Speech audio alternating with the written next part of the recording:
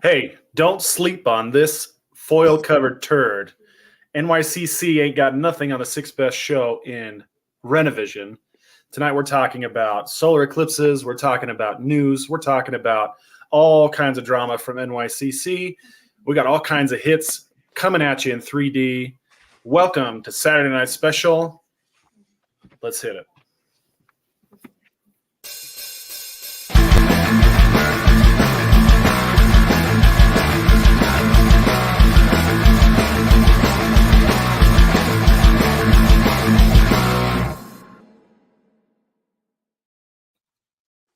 First off, I just want to say nothing quenches my thirst like this swimming pool water from Chase Field that I got after the Diamondbacks swept the Dodgers. Really hits the spot. Smells like victory.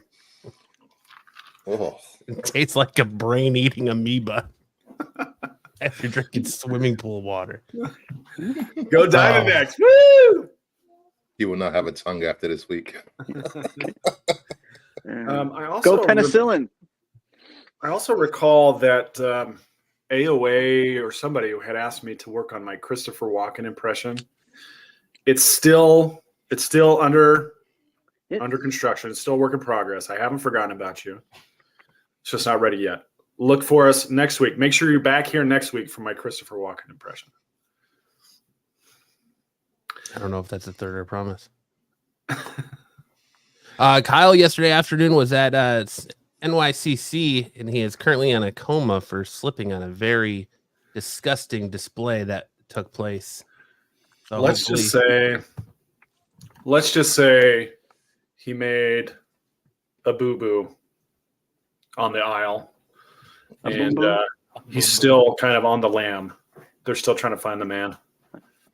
Hopefully he's able to make an appearance tonight, but we'll see. Boom, boom on the lamb. What up, Joe? What up, BK? Yeah, give a shout out to everyone. GT Geek Comics was here super early with the thumbs up and the wave. Double J Comics says, is the NYCC turf foiled? Can you wrap the show in foil? Apparently that's all the rage in the NYCC folks. Yeah, that turd is looking, it's running around disguised as a Chipotle burrito. It's hard to tell the difference, honestly. What up, Joe's Doolin? What's up, BK? TK? What up, Cherokee Metal? Cherokee Metal. You guys are having a great Saturday. What's up, Bruce? It's been a while, Bruce. I know. It's been a whole 2 weeks since I've been the hardest working man in Renovision right here. I need to find time for myself. Trying to take over my spot. No, you can have it. You can have hey, everybody. You what up, Sticks? Wrestling for the two most seen men in Renovision, huh? Getting plenty of FaceTime, Sticks. What's the message you're trying to send, though? Just that Sticks is beautiful. Be nice to each other. Be excellent. And party on, dudes. Sticks had a big birthday this week, huh?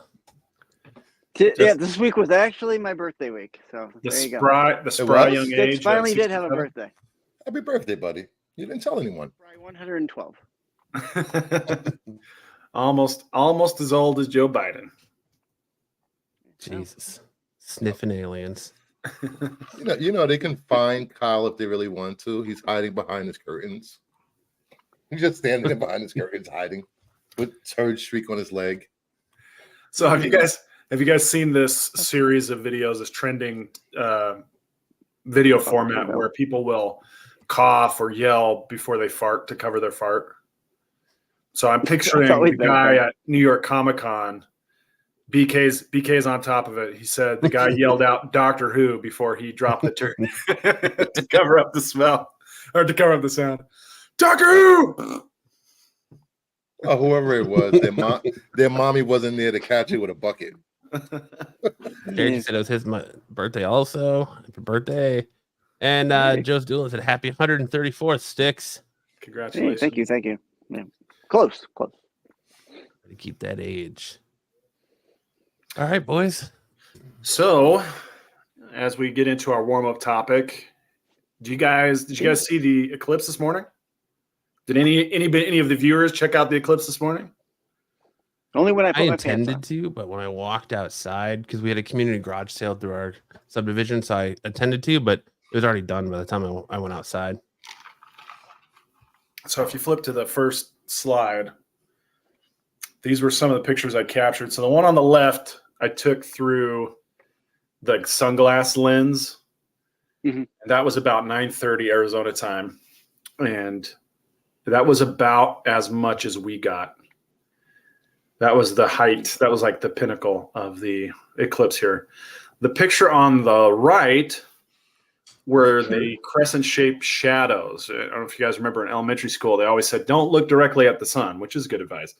Instead, they would say, get a shoebox, make a pinhole on one side, and then you can observe the progression in the crescent shape on the other side of the box. Well, I was standing under a tree, and there's all these little pinholes of light passing through, and when it hits the ground, it gives you this crescent shape because that's what the sun was looking like at the time. And I'm fascinated by this type of like cosmic event. But I also was sharing this on my social media, and there was a lot of apathy towards it. Are you the type of people who get excited by cosmic events, or are you just not excited by them at all? I'm As a intrigued kid, by them. it was cool, but like now as an adult, I don't pay attention to it. Yeah, same here. Like, it happens. It happens. Yeah, there's this kind of flow chart where you ask, okay, well, do I still have to go to work tomorrow? If the answer is yes, then it doesn't matter. If I don't have to go to work tomorrow, do I still have to pay rent? And if the answer is yes, then it still doesn't matter. The only time a cosmic event matters is if you don't have to go to work and you don't have to pay rent. Agreed. Cherokee digs it. He says eclipses are badass. I dig it. Yeah, for real. Yeah. Tyson says, I'm with you, Sam. Yeah, amen. BK says, wrap the eclipse in foil. Now you're talking. I gotta say, like, as I had totally forgotten that there was going to be an eclipse this morning, and I was walking the dogs, and I was like, it's so dark out here. I don't understand. Is there like a Mexico filter over my neighborhood, like Breaking Bad, like a Breaking Bad Mexico filter? And I couldn't figure it out. And then I saw the crescent-shaped shadows, and I was like, oh, it's an eclipse. It's the eclipse. And when we got to the park with the dogs, there were people there with the observation glasses, and they let us participate, and we got to watch the whole thing proceed. It was really cool. How long did it last? It lasted about an hour. Oh, wow. I mean, it probably lasted longer than an hour, but I only observed it for an hour. Okay. And then eventually, when it passed, the light went back to normal and the shadows went back to normal. But it was really, really cool. Had me thrown for a loop. Joe Steelen says it's the crapture. Repair Tech Tony said, SNS with the official Turd report. Outstanding journalism for the 7th best show on Redivision. Happy Saturday, fellas. We dropped Thanks, down. Tony. We're moving up in the world. Yeah, I mean, like, really I didn't need to even blow notice up. it. It was just overcast. It felt like it was just overcast because we were setting up for the garage sale, so it just felt overcast. I didn't even realize until my sister was like, text me, "Are you watching the eclipse?" I was like, "What are you talking about?" She's like, "There's eclipse right now," and I went outside and it was just the sun. I was like, "Okay." It was already over. So Yeah, it's one of those things. But the next one is going to be in April. I had a buddy who went. He was trying to be part of the annular eclipse or observe the annular eclipse, where there's a full golden ring around the moon, and he went to Oregon to see if he could glimpse it, but there was too much fog. You didn't even see the sun at all. spent all that money to fly up there, and then you didn't even see it. Well, that sucks. We should Yeah, do a tier list of SNS shows. Like, see where we rank. do a tier list of cosmic events. Yeah, that's it. Let's do that.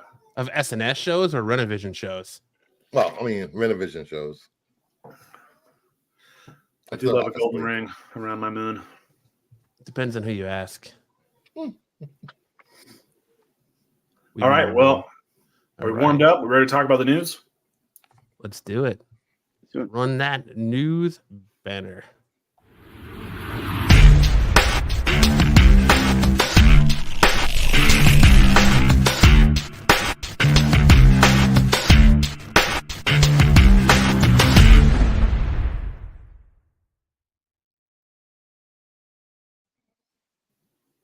All right. First up tonight, we got Crunchyroll users may get a $30 each for Sony's data privacy lawsuit settlement. Sony Pictures Entertainment has agreed to settle a class action lawsuit accusing its Crunchyroll anime streaming services of illegally violating users' privacy, and Crunchyroll users may be eligible to receive a piece of the $16 million settlement fund. The lawsuit filed in September 2022 claimed that Sony and Crunchyroll violated the U.S. Video Privacy Protection Act by disclosing subscribers' personally identifiable information to Meta's Facebook and other third parties without the user's consent. Sony denied that the service violated any laws. On September 15, 2023, the company entered a settlement in the U.S. District Court of Illinois, resolving the claim with the defendants. The thing about these types of lawsuits is that a lot of times we don't even know. We don't even know that we're part of this class. Like you get an email, like Kyle got an email, right? And said, hey, you might be entitled to $30. And you may have a lot more damages than $30, and maybe you don't have any damages, but you won't even know about it unless you're lucky enough to catch an email as it goes through and it doesn't get filtered by your spam filter. Well, I would just wonder how many more of these Sony's about to enter into with their giant hacking that just took place. And then they came back and said, oh, well, we were hacked previously in the year too. So they got a lot of user information out there for sale. Do we know what the email looks like so people can look for it? It'll say Sony or Crunchyroll in it, and it might also say U.S. District Court.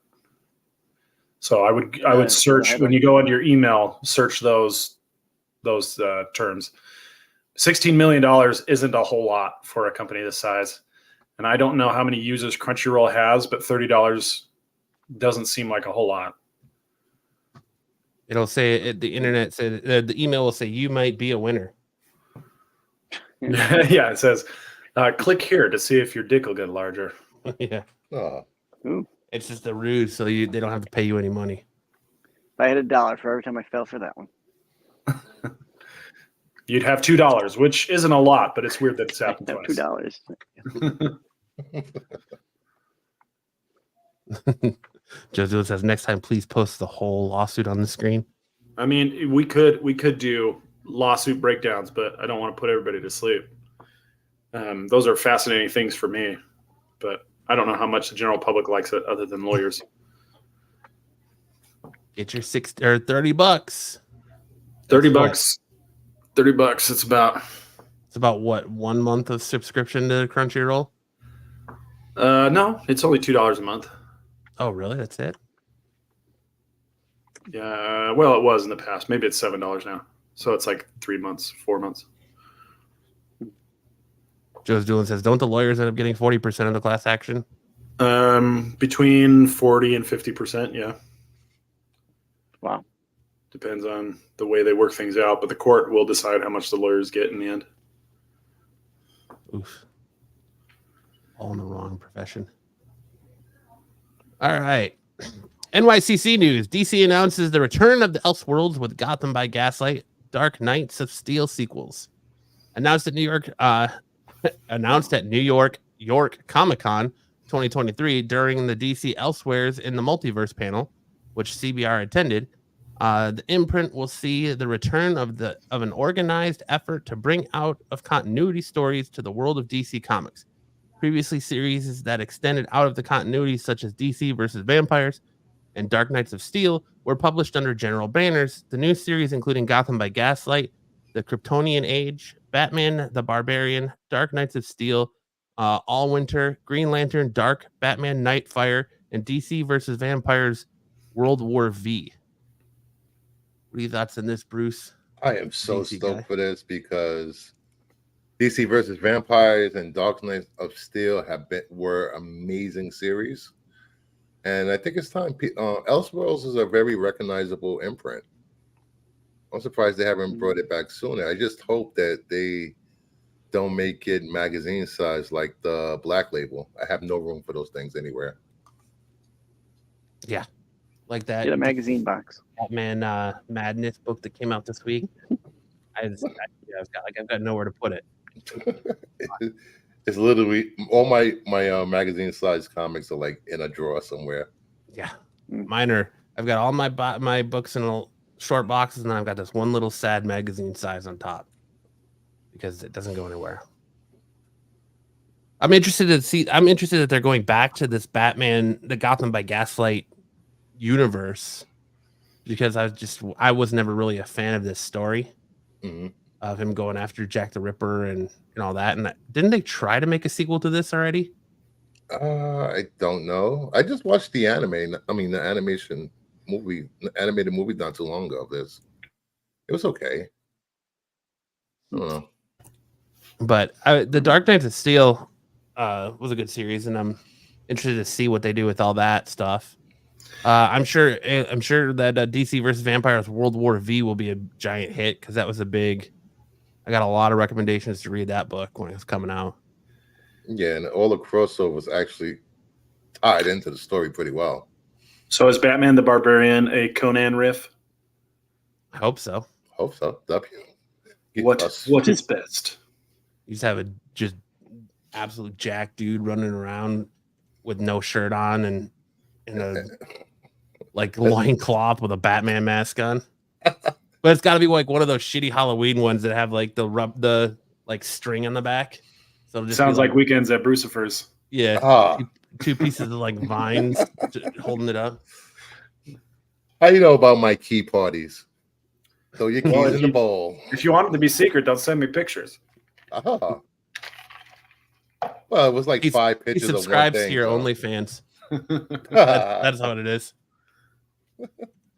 But if they make Batman the Barbarian, I want to see Selena as some Red Sonja character. Oh, that'd be cool.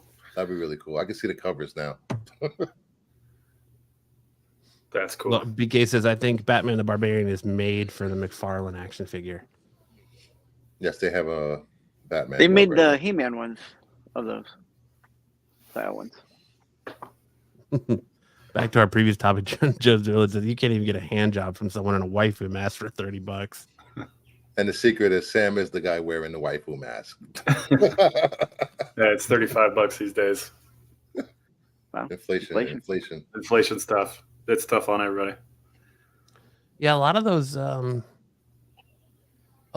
except for like the Gotham by Gaslight, the Kryptonian Age, intrigue me. I'm just kind of wondering what you can do with like the Superman character. What can you kind of do in that realm and that time frame of the Gotham by Gaslight universe that's going to actually work? Well, it's an interesting time period, the Victorian era, because you've got a lot of legendary people existing in literature at that time. Sherlock Holmes, Dr. Jekyll, Mr. Hyde, Dorian Gray, the Count of Monte Cristo. So I think you could probably try and turn Superman or a Kryptonian into one of those types of exciting Victorian characters who are kind of a mix between comic book and horror character. Yeah, I mean, it sounds interesting. I'm just like in my brain, just knowing Superman. I'm like, this doesn't sound like it's gonna work. But there's a few of the older ones that are really good, like this Gotham by Gaslight. I like Superman Metropolis. So I think that's a good one. And then there's a Batman Nosferatu that's pretty good too. Yeah, there you go. Dracula is another one of those. Dracula, Frankenstein. Yeah. DC has always been really good at writing stories of their main characters when when they don't have to stick within the guidelines of the continuum of the Sure. character. Yeah. I mean, it's kind of the vein of like What If for Marvel, so slightly Yeah. different. They Yeah, don't it's take just their like in continuity stuff. wish And- fulfillment. Yeah. I'm intrigued. Up next, we have Daredevil Born Again fires lead writers amid major creative overhaul. According to a new report from The Hollywood Reporter, the reset button has been pushed on Daredevil Born Again. Following its shutdown due to the WAG and SAG after strikes, it's noted that less than half of the show's 18-episode order had been filmed. But the result had Marvel Studios head Kevin Feige feeling the series wasn't working. This led to the quiet firing of head writers Chris Ord and Matt Corman, while the directors on board for the remaining episodes to shoot were also let go. The search has since begun for new writers and directors. Details have also revealed on why Daredevil Born Again is getting a creative reboot in the midst of production. Ord and Corman reportedly developed a series that was more of a legal procedural drama, and the issue was felt that it felt too far removed from the action-packed 3-season Daredevil series. Cox is said to have had not even put on the Daredevil suit until the 4th episode, and this seems to have left Marvel Studios feeling like Born Again wasn't exciting enough in this form. Well, if that's the case, then they made the right call. Marvel has had this kind of disturbing trend with its Disney Plus series where they've gone further and further away from typical superhero fare to more of these mashups like She-Hulk and Moon Knight to a certain extent. But they've kind of distanced themselves from the things that made them very exciting in the beginning. And for Daredevil Born Again to just be a legal drama, why? Why would you do that? It had some of the most incredible action sequences of any Marvel production on Netflix. So, yeah, there were other things that I had heard through the rumor mill that they had also decided to kill off Foggy Nelson and Karen Page off screen, like in the time between the end of Daredevil and the beginning of Daredevil Born Again. And there was a lot of feeling that that wasn't the way to handle it. They also said that at the beginning of the series, we're going to come into a city where Kingpin was already the mayor, and there wasn't a discussion or an exploration of Daredevil's efforts to stop him from becoming mayor. So it seems like they were doing a lot of things that like the Last Jedi did wrong, where they just kind of skip over a bunch of stuff. And they just, in the opening crawl, they tell you, well, all this really important stuff happened. We're not going to show it to you. We're just going to tell you that it did. And good luck. I don't know. Do you guys like writing like that? I don't like writing like that. You start That's doing kind that, of what you they kind of wanted expect She-Hulk to be, isn't it? She-Hulk was entirely different. I mean, they tried to make that into a comedy. Yeah, She-Hulk was like Ally McBeal with the Hulk. I mean, I don't want Dick Wolf writing this or nothing. I thought they wanted more courtroom drama in She-Hulk than what we got, and people were upset about that. So then, well, I think that's what we expected, right? It would make sense why they would take that approach with Born Again then, since you're handling another lawyer. But I would love Dick Wolf to write this. Are you kidding me? I'd love to see a Law and Order type Daredevil show. That'd be awesome. I just don't understand the whole. People were saying they're tired of superhero movies, and when Marvel tries to do something different, it's people all up in arms. I don't get it. Well, there's this really tenuous relationship between an audience and the showman, where the showman has to know what the audience wants before the audience even knows what it wants. And the audience isn't the expert. They can't go in and say, we want something different, but not too different. It's just up to Marvel to deliver a quality product and be the experts, and then people will line up. But what we tell them, we can give them feedback after they've already produced the show. And it's kind of a tough relationship. And so they're trying to figure out what they would like to watch, what they would like to see, and then give that to us. And sometimes they don't do that. Sometimes they go by market analyses to see what people are really interested in. But the problem with those is that people don't always know what they're interested in. People will often say things in those types of market analyses that are false because they want to sound hip or they want to sound smarter or more in line with what they perceive as the mainstream. And it can be really dangerous to do that, to go by those market analyses. So it's up to Marvel to figure this formula out. And what we want is something different, but also something the same. Yeah. And the problem Marvel and DC, for that matter, has is that you've got millions of people shooting them ideas on the internet. Yeah, no matter what they do, people won't be happy. So, well, I think they just go for it and just do whatever they want. That's a good thing. That's the approach that they should take, is just do what they want to do. But it's not that people will hate it. It's just you have to realize that you, as a producer or as a director, are also a consumer. And do you really want to see Matt Murdock just doing legal drama? Even when he had his cameo in Spider-Man, the coolest part was when he caught the brick flying through the window. And that wasn't a lawyer thing. That was a Daredevil thing. And they have to be conscious of those things. That it's not just that they're regular people, because that is relatable. That's a part of it. It's definitely part of it. But it's also that they have these other sides to them that are not regular. So it's a tough balance. I'm okay with a good split. Like, you kind of want that lawyer drama, because that's the whole Daredevil's thing, right? Yeah. Is he would try these people and then he would go after them when the justice system failed. And so you kind of want to see that. So it'd be nice if 18 episodes, like if it's going to be different, or a different case every week, or however they're going to do it, it's nice to have that good mix of courtroom drama but also Daredevil stuff in it. And it sounded like they were trying to kind of do the Devil's Reigns, like Bruce and I were talking about, storyline where Kingpin was, he became mayor and issues of Daredevil, and then we went into Devil's Reign. But it's kind of hard to set that up because a lot of the key players haven't even been introduced in the MCU yet in Devil's Reign. So it's, I was thinking, since we had that conversation, that maybe this is their way of introducing the Thunderbolts as a team. That's a good thought process. I didn't even think about that.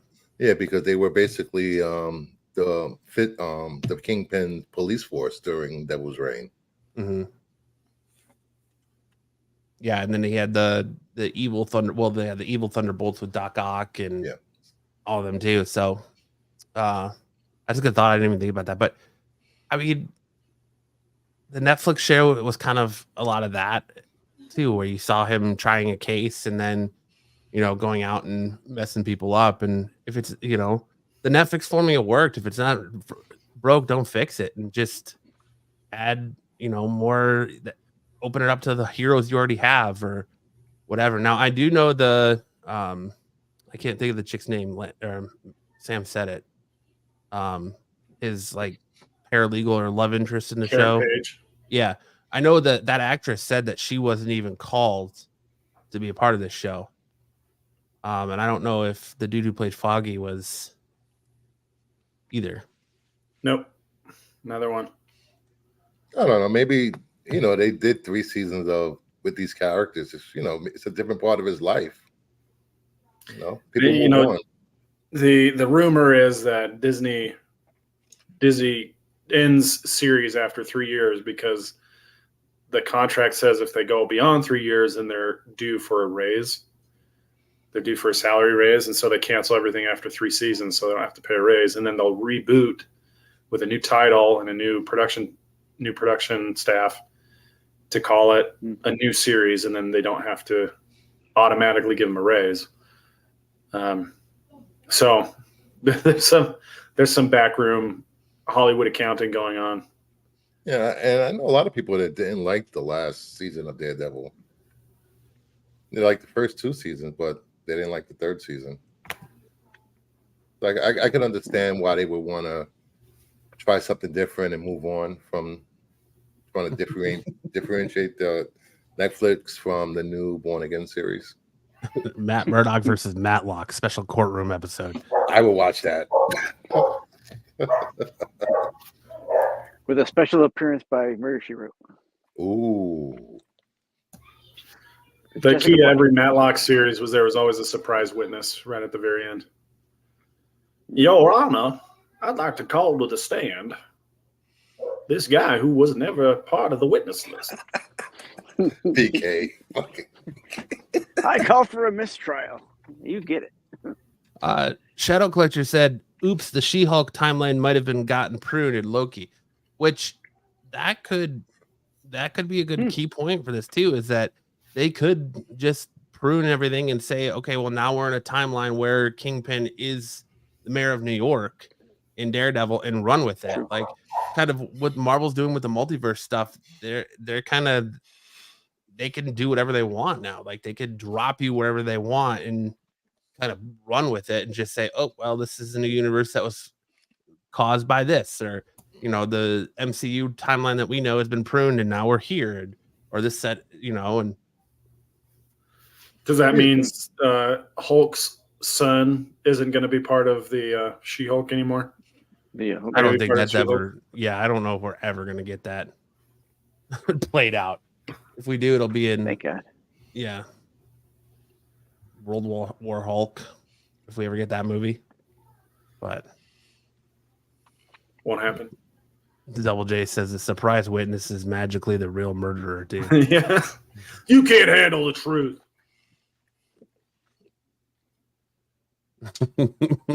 Now we got a Karen debate going on because AOA, like the troll that he is, says no one cares about Foggy or Karen. Nobody cares. And then BK's like, I care. BK says AOA Karen is essential part of Born Again. Joe's Doolin says, I care about Karen. Yeah. Oh man. All How right. dare you? But that kills me because what this is gonna push that series probably till what, like 2025? Well, they're keeping the footage they already shot, and they're just going to repurpose it, from what I read. They're going to print it.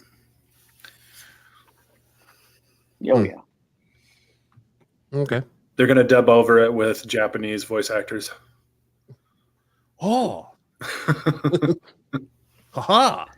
Oh, no, Godzilla. Ohio gozaimasu. Gojira. Katana. Japanese sword. It's official. Microsoft has bought Activision Blizzard for $69 billion. Holy. Why does that guy look like Tropic Thunder, Robert Downey Jr.? It's Lieutenant Price from Call of Duty. Full retard. Call of Duty. Yep. You know, Yeah, after Master Chief. months and months of being challenged at every legal front, it has finally happened. I think this is a bad thing because Microsoft has a habit of buying IPs and companies and doing nothing with them, not innovating them or doing something new. They just let them sit there. In the case of Rare has some great IPs, and what have they done with them? You know, that's kind of Bill Gates' strategy, though. He bought up like 1 million acres of farmland, and he's not farming it. So Isn't he going to do the build? same thing with Blizzard? I thought he was going to build like the first tech city on that land. No, he's not going to do that. I don't think Bill Gates has had a Microsoft still. I think No, he yeah, retired. No, he's not. He's not. He just runs the Bill Gates and Bill and Melinda Gates Foundation, but that Hey, doesn't Sarah. mean that his influence isn't still felt at Microsoft. Well, I think this is going to cause Sony, like I believe they still have that deal because the government tried to block this as a monopoly, and there's that deal with Sony where Call of Duty is still going to come to Sony, but I don't think it's going to be like exclusivity first, where they get everything first. And the bad part about this too is if you believe the rumors that are going around, the announcement that's coming is that Modern Warfare 3, which is the new Call of Duty game that comes out on November 10th, is going to be on Game Pass at the beginning of 2024. So it's like, do you buy this game for $70 or do you wait till it's on Game Pass for free if you're a Game Pass subscriber? I don't understand. I still don't understand Game Pass. Why are they giving away $70 games? I don't get it. I really don't. Well, I mean, yeah, you kind of wonder, it's $70 once, or I think it's like $17 a month for Game Pass and Xbox Live all rolled into one. Yeah, it's gonna be interesting to see what they do to Sony. I know Skyrim is not slated for PlayStation at all. Right. It's the new Skyrim. Which we need another Skyrim. Oh, well, I mean, they've already got exclusivity with that too. But it'll be interesting to see what they do with like properties like World of Warcraft. Will we finally see World of Warcraft come to a console? Will we see a lot of these other Blizzard titles that are PC only coming to consoles and Xboxes instead? Unfortunately, PC to console ports never work out, and vice versa. Elden Ring was the new Skyrim. What happened to Elden Ring? The new What's up, Bruce? No, I said, what happened to Elden Ring? People still play that? Yeah, I guess. It's the Elder Scrolls series. I mean, like 6 of them.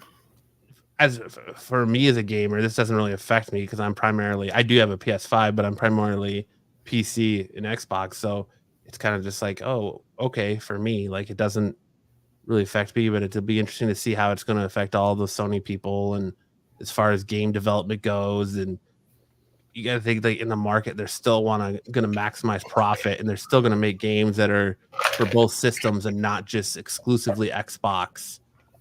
I think this changes the whole, because for the longest time since the PS4, development has always started on Sony and then the other consoles. So I can see that changing, but I really don't. Activision games, I really care less. I don't play Call of Duty anymore. The last one I played was probably Modern Warfare 3 or Black Ops 2. There's also a report out there that Disney is looking at buying EA and having EA make all of their, like, because they're throwing a bunch of money into these superhero games now. So like Spider-Man 2 comes out on the PlayStation 5 next week, next Friday. And they're developing that Wolverine game also. So there's a lot of money in that superhero games, and there's rumors that Sony's looking at, or not Sony, but Disney's looking at buying EA and having EA exclusively create their superhero games moving forward. Well, the only ones they can't do is anything that Sony owns. It would be anything that Disney owns. So it would be like no, I'm talking about EA. EA won't be able to touch Spider-Man, right? And Spider-Man is the biggest IP, right? But they could do X-Men. They could do anything, Fantastic Four, anything that Disney owns moving forward. So, and we all know EA loves microtransactions. Yes, they do. Get those Wolverine skins.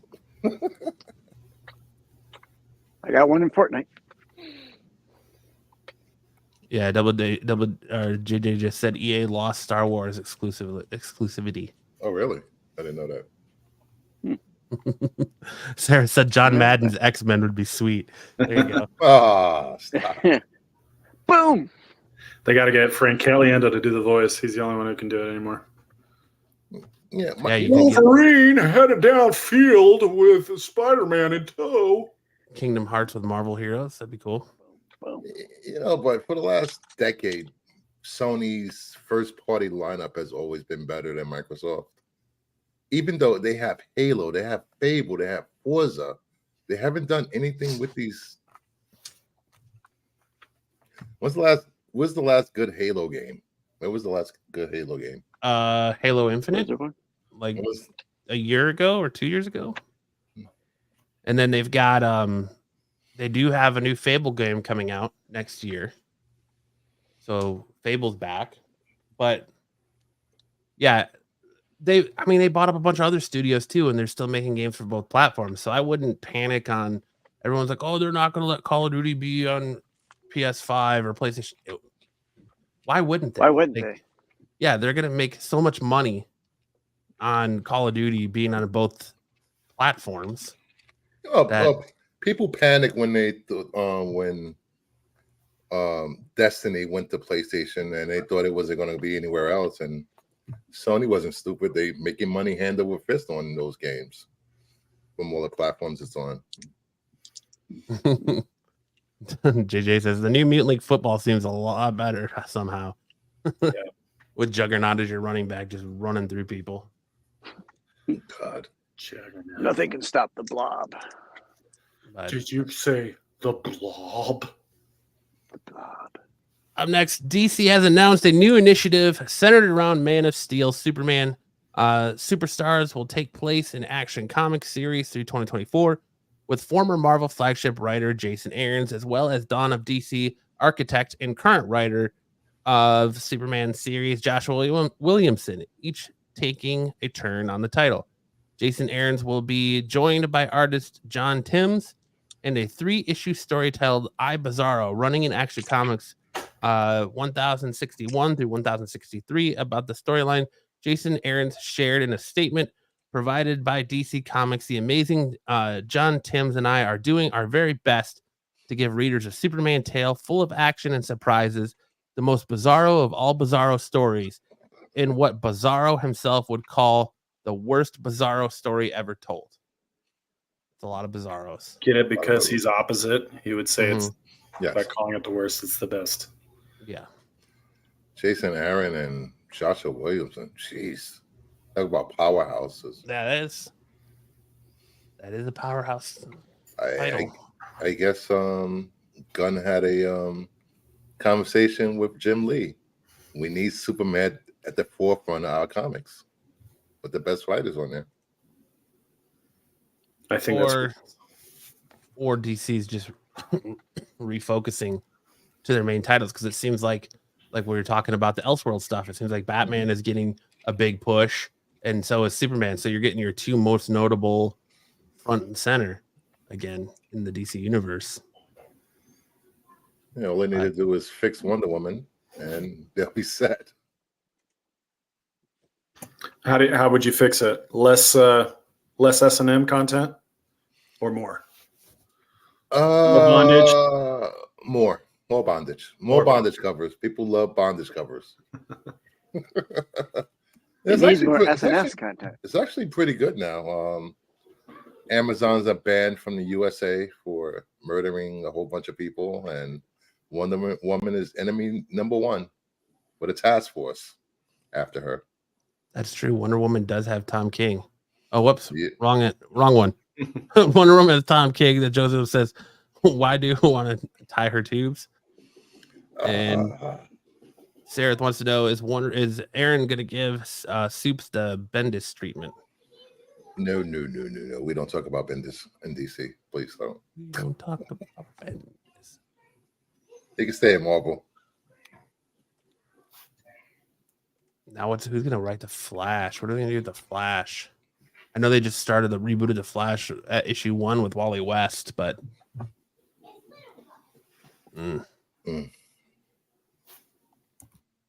DC came out swinging at New York Comic Con with a ton of news.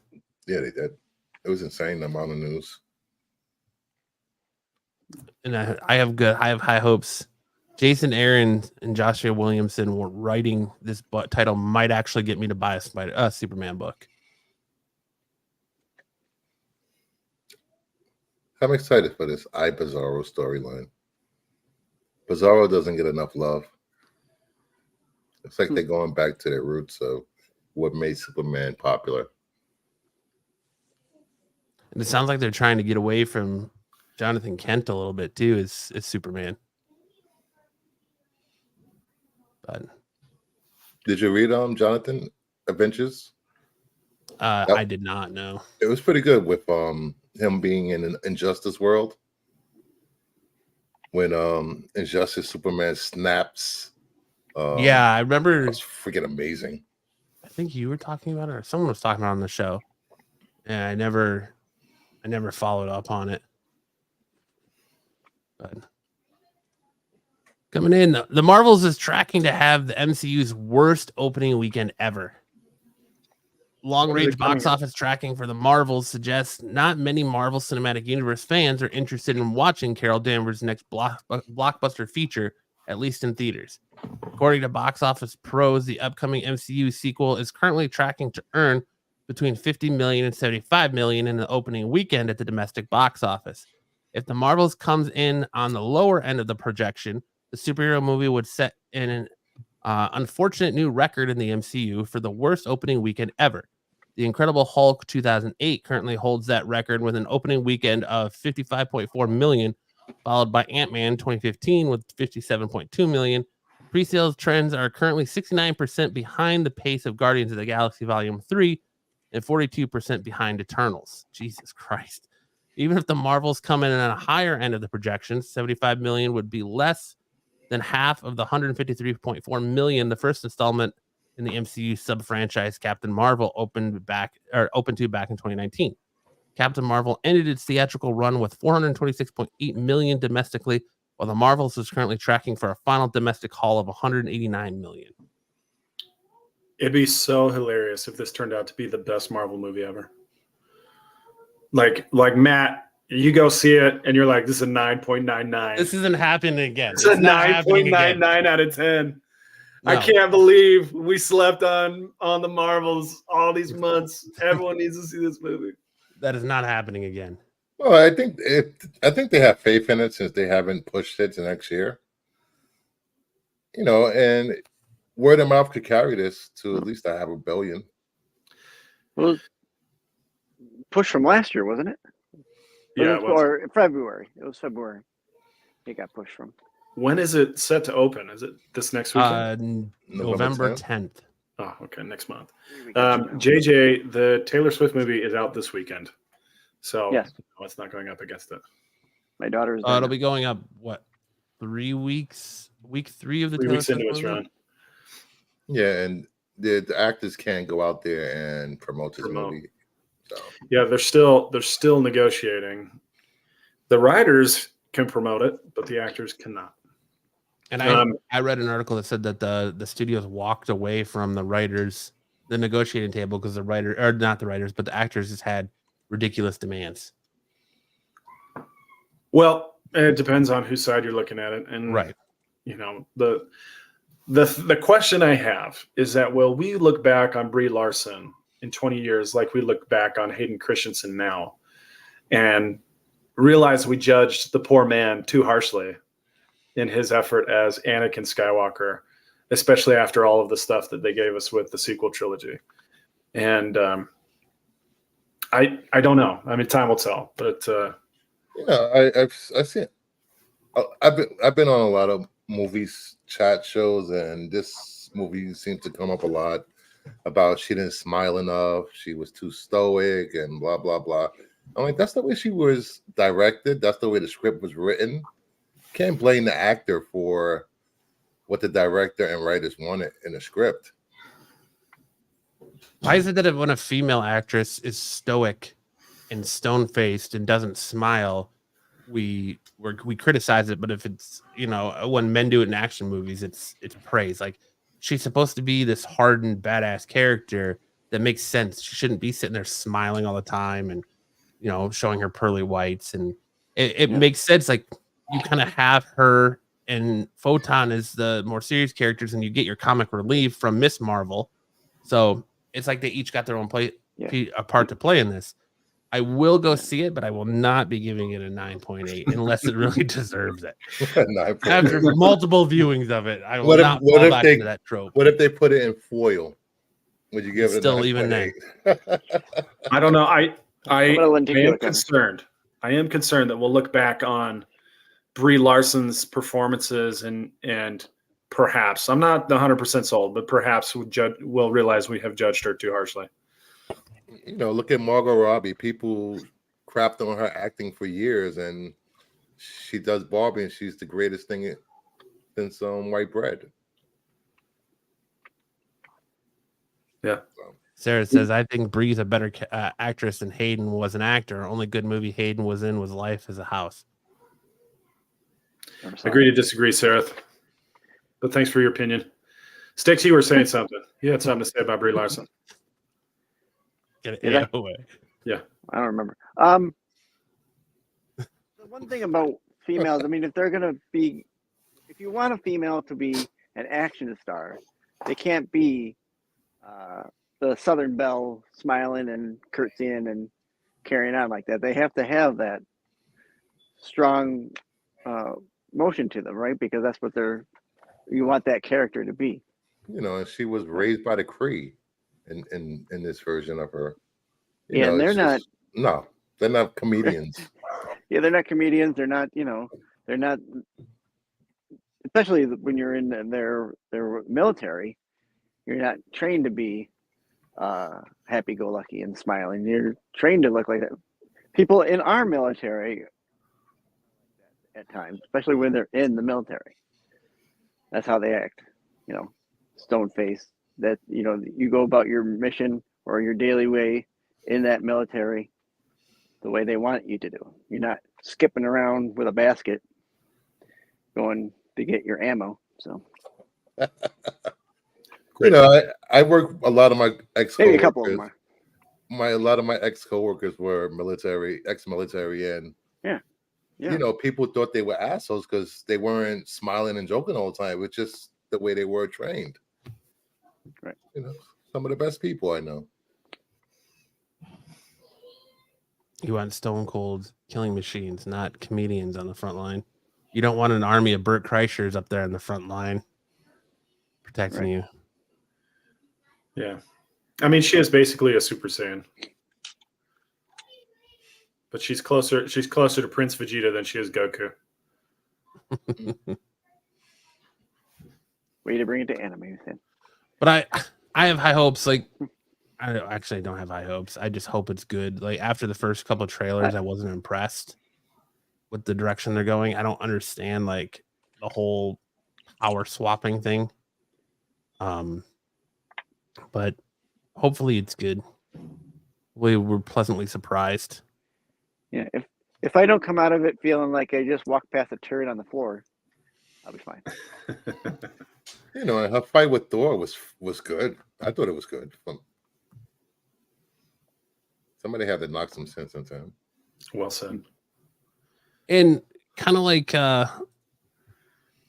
Damali said, Brie did just fine as Captain Marvel. I think all the press of her being the strongest character hurt her a lot. And I can kind of agree with that too, because like you don't really see her she's not in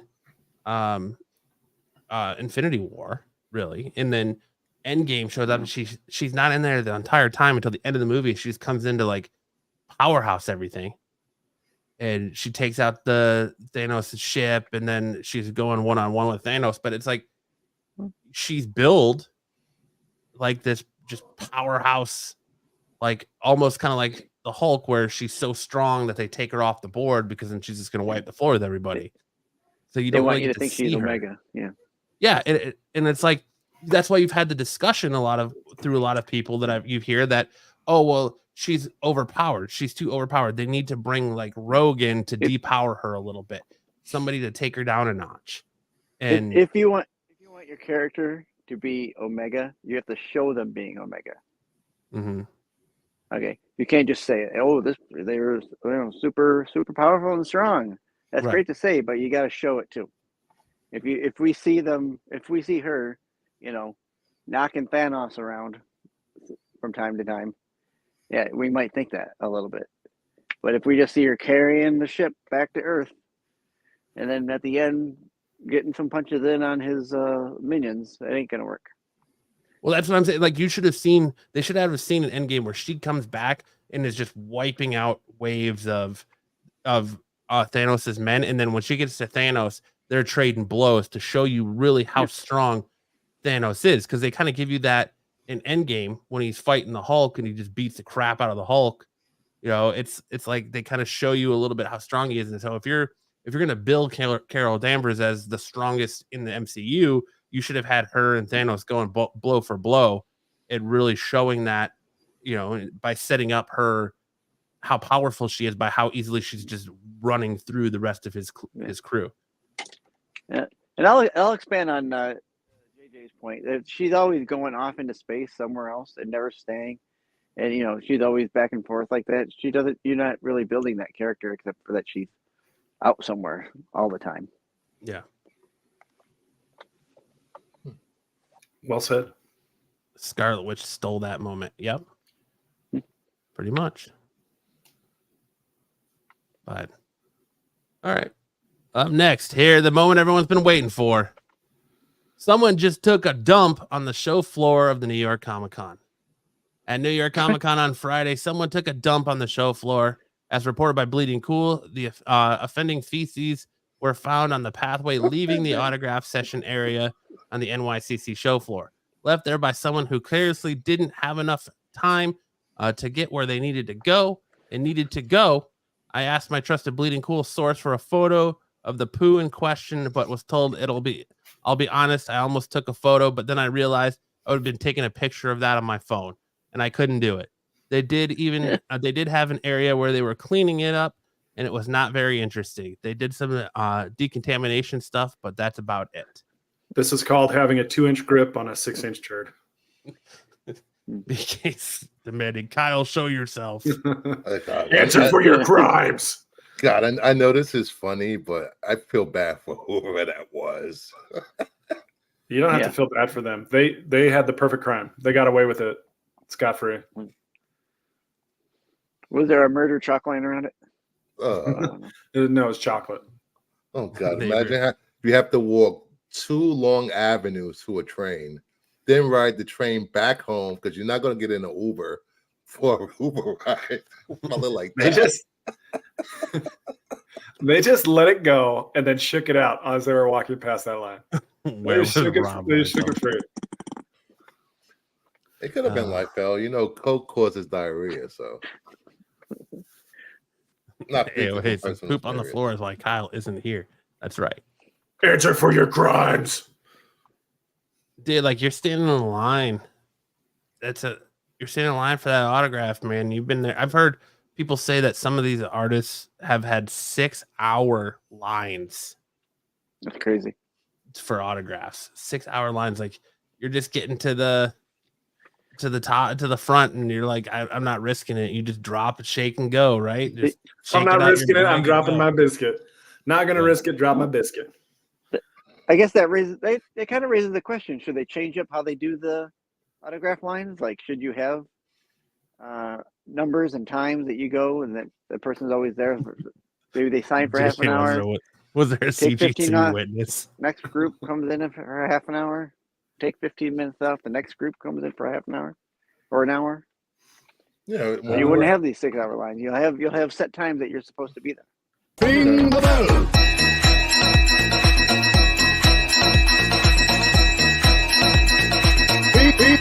Ring the bell.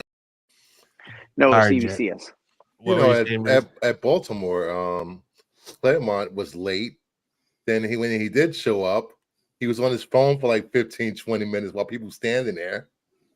I would be pissed standing in line that long. I would just walk off. But I probably would have said. I don't think you'd be pissed. I think you'd be pooped. Poopy pants. Well, it could have been a little kid that couldn't hold it. Who knows?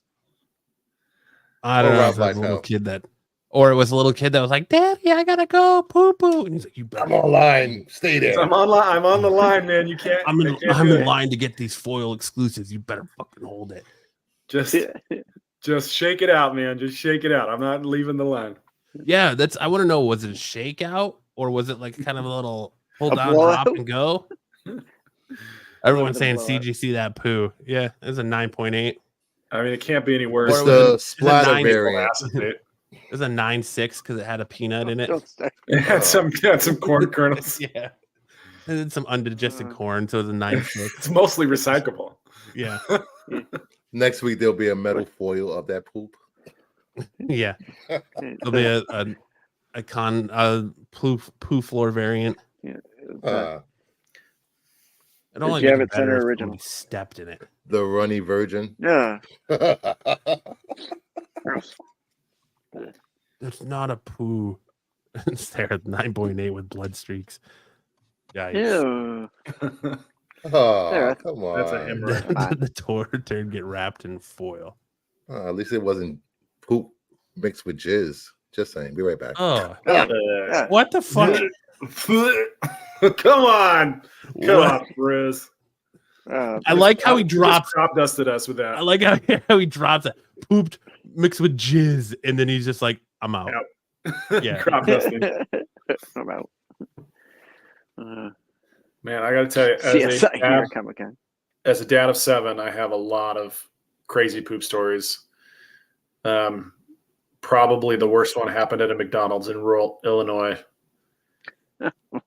My son had gastroenteritis, and it finally cleared up. But he was supposed to go on a trip to visit his grandparents, and he was like 2 years old at the time. On the way back, there was a re-inflammation of the gastroenteritis while we were at McDonald's. Probably the McDonald's didn't help, but I heard the words that no dad ever wants to hear, which is, "Dad, I leaked out." Yeah. Oh man, that was a mess. So if you are ever hanging out with your kids and one of them says, "I leaked out," buckle up. You're in for a nightmare. I'll tell you though, I did finally see a diaper commercial recently that now they have those blowout guards on them. Blowout guards, Yes, yeah, they those do. are going to be Yeah. impossible. Those will do nothing. Those will Probably do nothing. absolutely It nothing. might even make it worse. It's just going to push it out the sides instead of the top. Wookie Fodder is saying that people were peeing in corners because the bathroom lines were so long. Oh, dude. It is New York. That's saying something. JJ says brings new meaning to the "Do You Poo" NYCC #1 variant. Hey, we have manners in New York City. At least we turn our backs and pee. Way. We don't pee in front of you. That's not what I hear. I hear you pee on the person in front of you in line. Oh, that's at the clubs. Sorry. You But- ain't cool unless you pee your pants. I'm just saying, Dom was there, and then Consider he me didn't go Miles back. Davis. Did you guys know that Liam Neeson routinely pees his pants in public events? Ooh. No, I didn't. That's what you mean, really? That's a fun Google search. Liam Neeson peed pants. Well, I have a certain set of skills. I usually search Liam Neeson and it comes up with "cock is so big." Because apparently he's got a It's a massive fun- hog. It's a fun Google search. Liam Yes, Neeson. yes, I've seen it. I googled it. Sarah says R. Kelly at NYCC. He's a Joe. Pooh finds a way. Yeah, that's what's funny is I was just telling a story about being in a Walmart and shopping and watching a dude walk down the aisle in the middle of like Didn't you? the main alley and just doo-doo and shake his leg and you just see it fall out on the floor. It was probably the same guy. It's like, what kind of people, dude? Like, You I ever don't seen Walmart. the video in the store where the lady, she just drops, poops, and walks away? oh yeah, They're getting really expert. I saw one where she was at a restaurant, walking back to her table. She's wearing like a muumuu, Oh, and she just lets it out. She doesn't skip, like she doesn't her gait doesn't change at all. She just keeps walking. Before she walks by, there's nothing there. After she walks by, there's a little gift, and she doesn't change at all. She just lets it out. A little road apple. Mr. a Hanky, little Christmas road poop. apple. Anyway, it says Matt watches dudes at Walmart. Dude, that's the best place to go. Walmart, the airport are two of the best places to go to people watch. Because nobody gives a fuck at Walmart, dude. Nobody. But I'm glad nobody slipped on it. Yeah. It didn't cause any injuries. Tyson says even normal person people watch at Walmart. Going to get all. What does that mean? All the poo variants. Oh, he's going to get all the poop variants. Okay. This could turn into a really disgusting Buffy, discussion. I'm here to tell you from all my experiences, if Kyle was here right now, this would be 10 times worse of a conversation. Like this is pretty tame. I'll agree. Without Kyle here. Yeah, we'd have a lot more bells ringing for sure. Dogs poop all the time at my Home Depot. Oof. Oh, Gross. oh, But Well, did we get it all out? We ready to wipe I and think flush so. this topic? yes. Yeah. Everybody on Flush the it. panel has douched. as we end, okay, thanks, Alexa. Alexa's gonna get a copyright strike. She starts playing music in the background. All right, so we're gonna end the poo talk and end the news this week, and we're gonna turn it over to Sam for big news in anime. Watch your ears.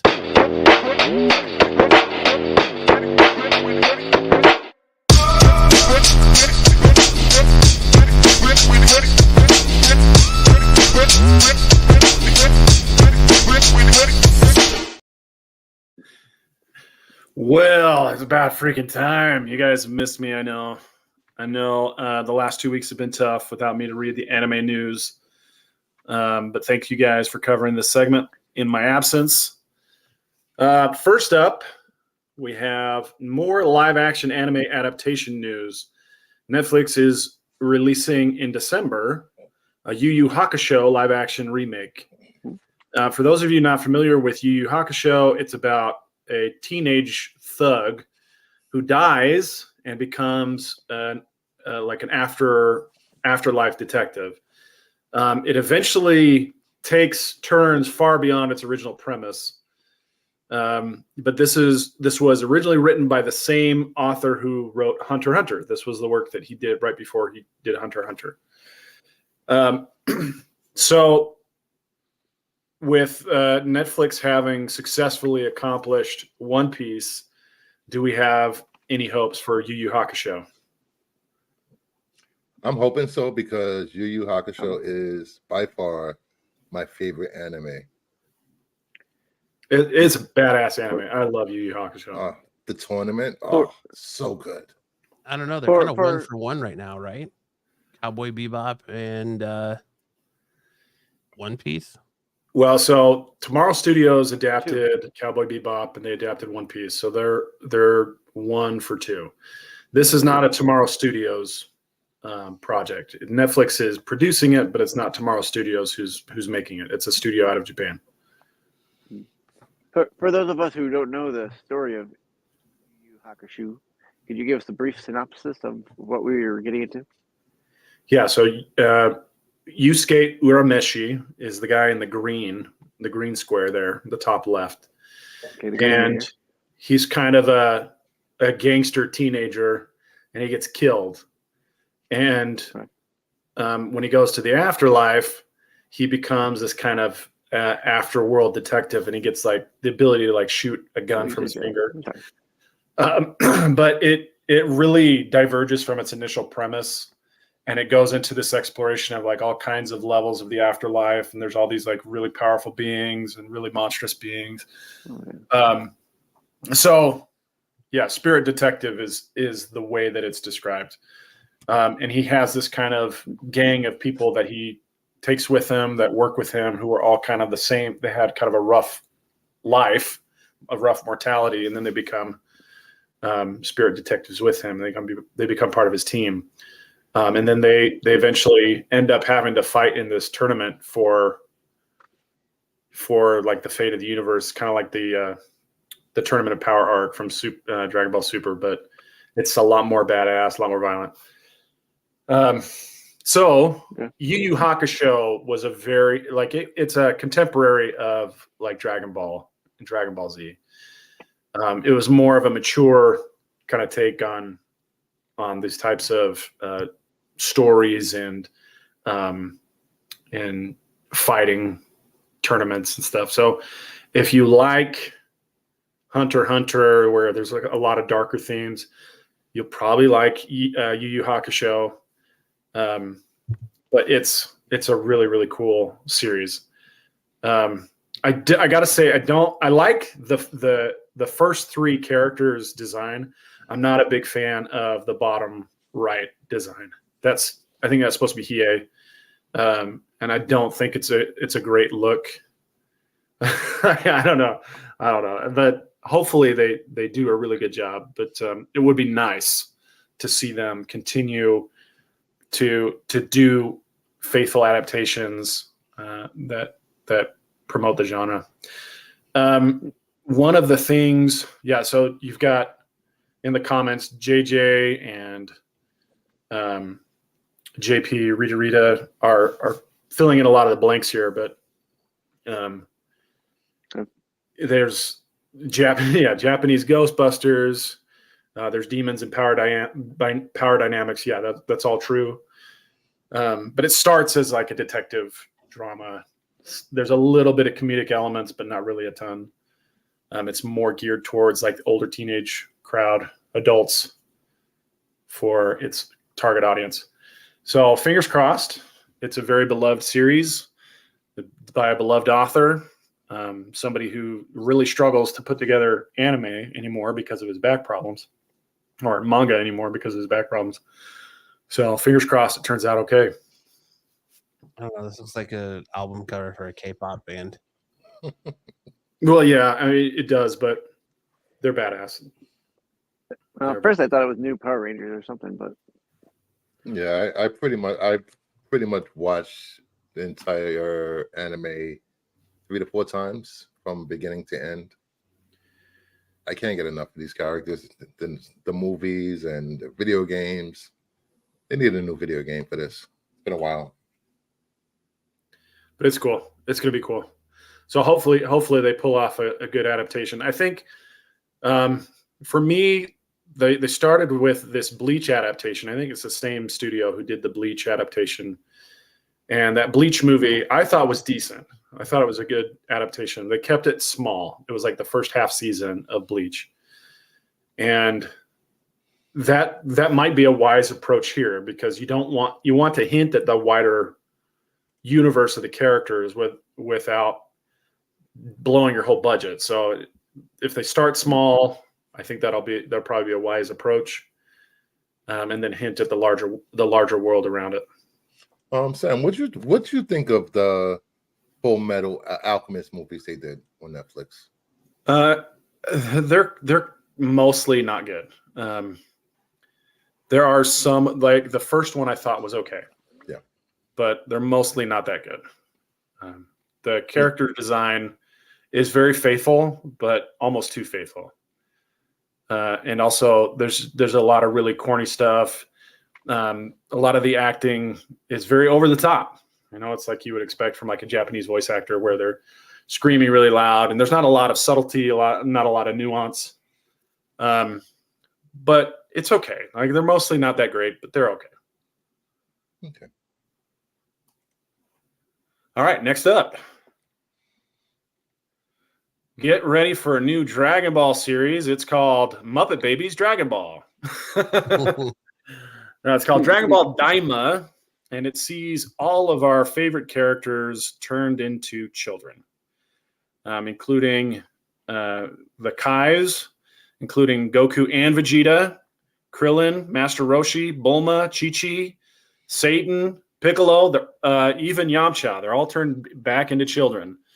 And it looks like they're going to be battling one of these universal or multiversal threats in the series, or facing that kind of foe. But it gives me the feel of like a Muppet Babies type show for fans of Dragon Ball. Did you guys see any of the production or the marketing materials for this? Yeah. Yes. It gives me Dragon Ball GT vibes. Just instead of Goku being wished back to as a child, it's all of them. GT never happened. We don't talk about GT.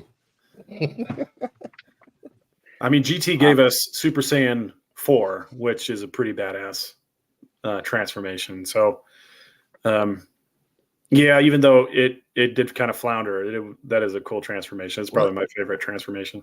It makes me wonder: are you going to get Super Saiyan 4 in this, and they're going to just make it where it's stronger than, Super Ultra Saiyan Instinct, Blue? or Super Saiyan Blue, or what do they call I can't remember what they call the Super Saiyan mode that Vegeta goes with God He G. calls it Super Ego. So Yeah. Or Ultra Ego. So Goku's version is Ultra Instinct, but Vegeta is too proud to let his body take control, and so he calls it Ultra Ego. Anyway, I don't know. I think this could be just ridiculous, but it could be a lot of fun. I do think some of the tails come back, but I'm not sure that all of them. The Trunks and Goten up there, they don't have tails. So I guess we'll see. We'll see how it comes out. It's going to be slated for fall 2024, and we can look for it then. I wonder if this is just maybe the first arc, and they go back to being adults afterwards. Hopefully, because I really don't want to see them as kids for a whole series. You don't want to see 10 seasons of Baby Goku? No. Hey, Master Roshi as a kid looks like he'd be Krillin's daddy. I could go back and watch the original Dragon Ball for that. Right. Yeah. I don't know. I don't know if this is going to be a misfire. Could be a lot of fun. Could be a total misfire. We'll know come fall 2024. We'll keep you apprised as more marketing materials are leaked. More red ribbon. What is exciting about this is Akira Toriyama. He's actually writing and drawing this, isn't he?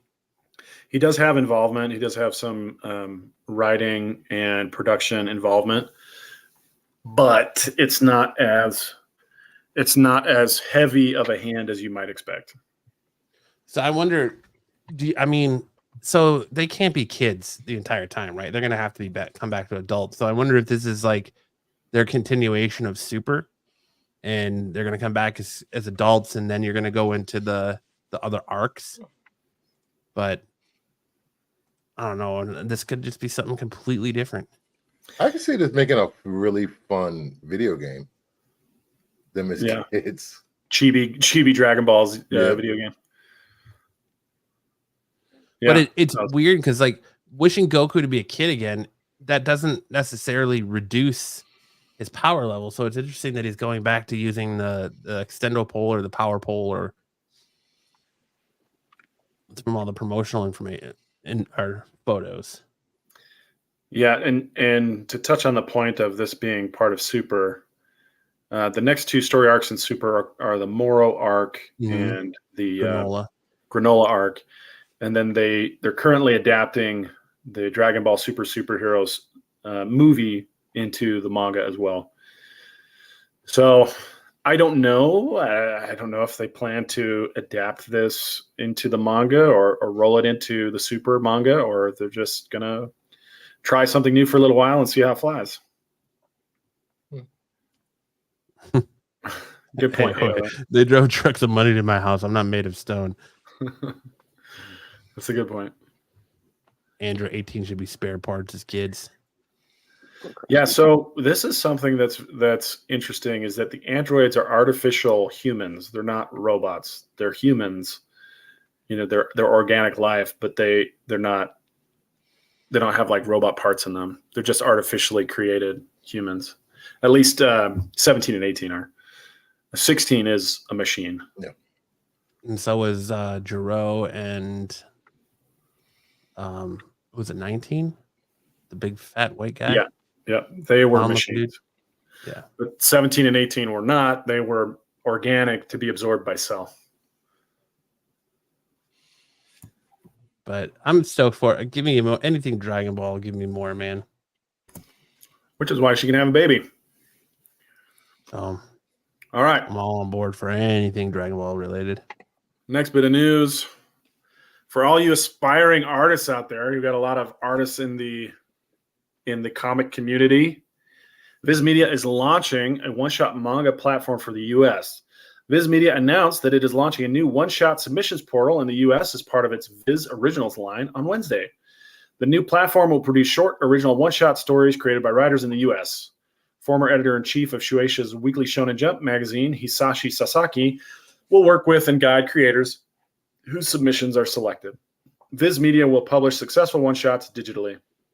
Successful one-shots may lead to the company licensing and establishing an IP, turning the story into an anime, and producing consumer products. So if any of you are interested in producing your own original manga, now's your chance. They are allowing U.S. authors to produce manga for Viz. And this has actually been in the works for a while. I think we talked about it about 6 months ago, but it's now launched. And so for all you aspiring writers and authors, I think this is a great opportunity. Most one-shots are about 55 pages, but some of them are as big as 90, which is the series we're going to talk about next is one of those. But if you've got a great story idea, now's your chance. Run it by me first so I can tell you if it's any good.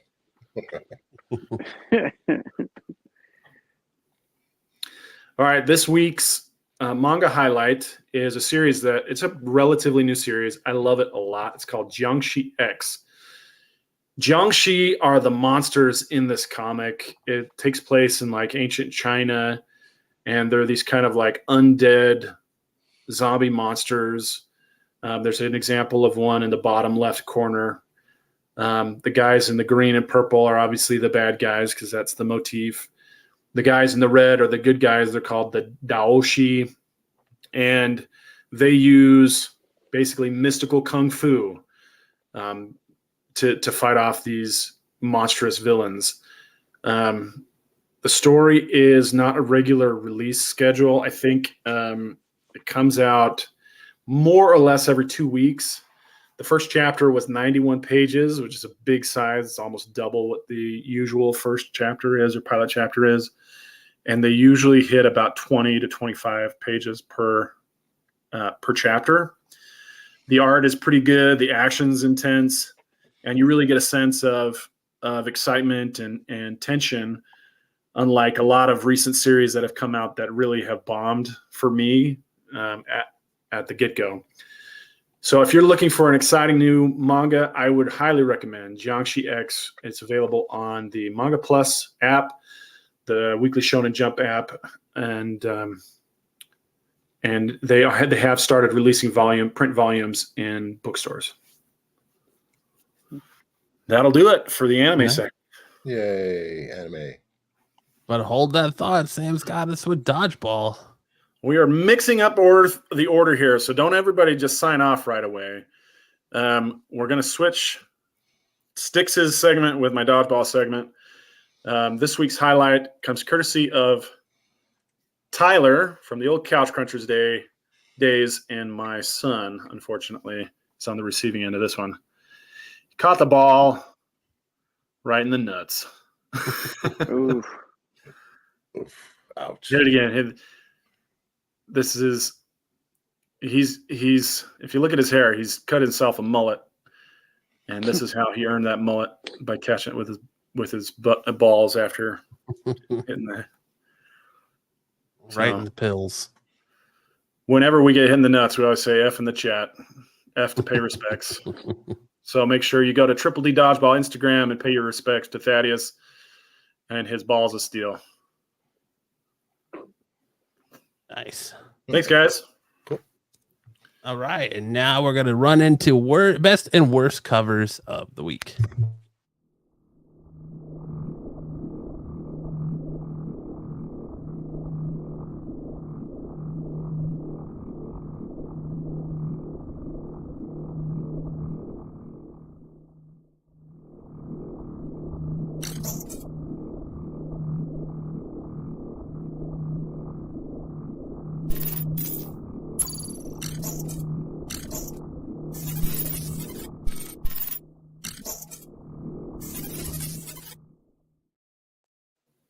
I'll let that play out as I was trying to get Kyle to wake up. But best and worst covers of the week. Starting us off this week, we have Deadpool Batter Blood, number 5, the Rob Liefeld Oh man, what is happening with Spider-Man's leg there, dude? Yeah. Huh? It's broken. He's got no like I didn't know that Oh, yeah, the leg had yeah. been that way. Have you ever seen those videos when people are on the leg press and it inverts their knee because Mhm. we got too much weight on it? That's what's Yeah. happening to Spider-Man. His knee is inverted. He just hyperextended his knee. Why is his arms so up and so tiny? Yeah, and his torso is like it's like a dad torso. Dude, I'm telling you, this is like Rob Liefeld looking at himself in the mirror, dude. Yeah, This is actually he's drawing. He thinks he's drawing himself. Yeah, Deadpool's left foot looks pretty bad too. Like look at Well, look at at the least he thumb. has feet. Look at the thumb right here on Deadpool. Like All he's got those no feet? thumb. He's got like a baby thumb. Hey, those are feet compared to what Liefeld usually draws. All right. Yeah, that's a good point. That's a good He point. said his Wolverine is better than They're Jim nubs. Lee's. What do you want? They're nubs. He's nubbing it. Reef says he sold a sketch of for $425. Kid Deadpool with big legs. Okay. Sucker. Buffy guys, the sad thing is this is not bad for a Liefeld cover. I mean, I think that Deadpool doesn't look super terrible. I mean, there's still a lot of details where I'm like, that doesn't make any sense. But the Spider-Man just looks like. Is it possible to rotate that image so we can get a look at Spider-Man? No, not in the. Not today. Hold on. I could try doing it. Let's see if I can get out of the presentation. Quit showing me covers, damn it. It's not important. We can. There you go. Oh, no, Okay, that was so better. now you get a really good sense of how messed up Spider-Man is. Oh my gosh. He looked like he's running in the air. Good God. Oh my gosh. That's hilarious. Oh yeah, now the arms look stubbier than ever. That's exactly what I was going for, man. Yeah. No. Dude, his like- arms are like coming out of his neck. I mean, that's not. But it's really the ratio between the arms and the torso that just don't make a lot of sense.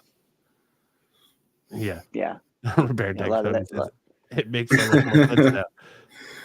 It's like he just gave up when he got the Spider-Man. He's like, fuck it. Run in the air. Kid's like, you guys are just jealous I of don't- Peter's lats. Peter's got some magnificent lats, tiny arms, but magnificent lats. I'm just gonna screw him up. He's not Dude, my he's just got character. this massive chest and this little itty bitty waist.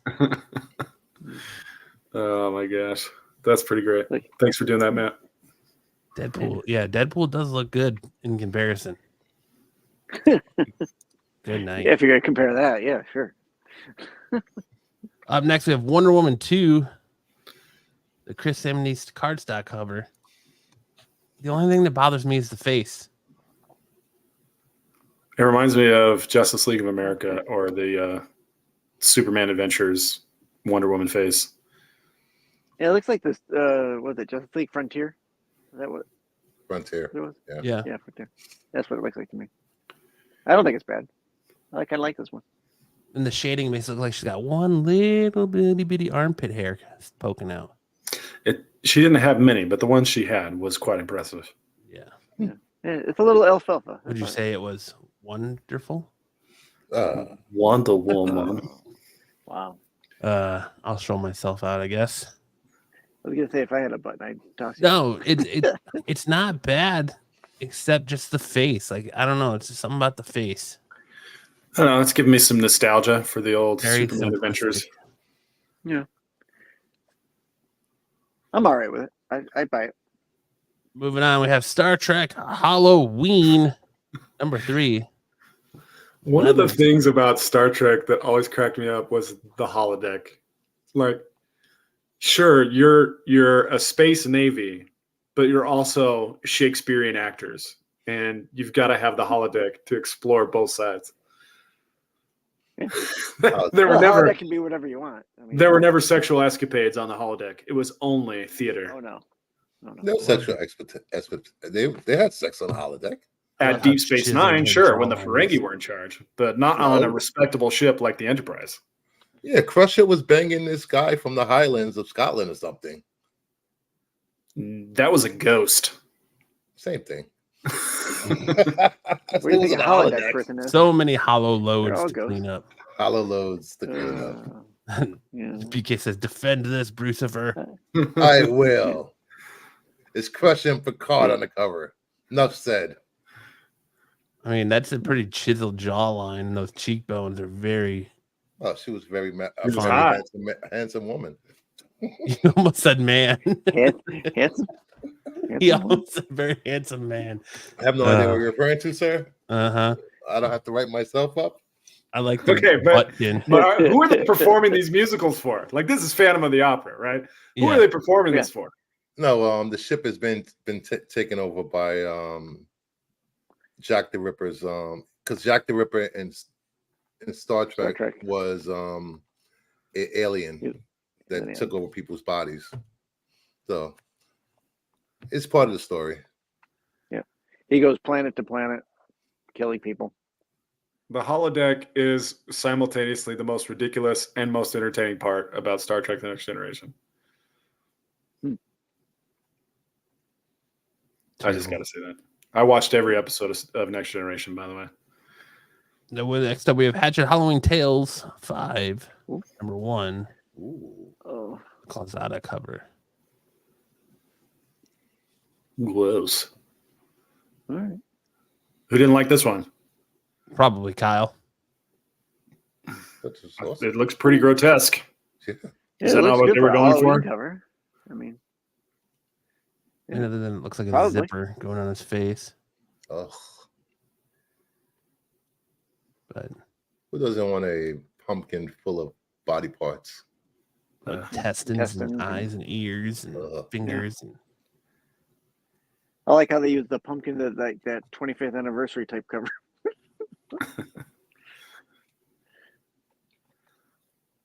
Next up, we have Hawk Girl, the 1 in 25 Sweeney Boo cardstock variant. I like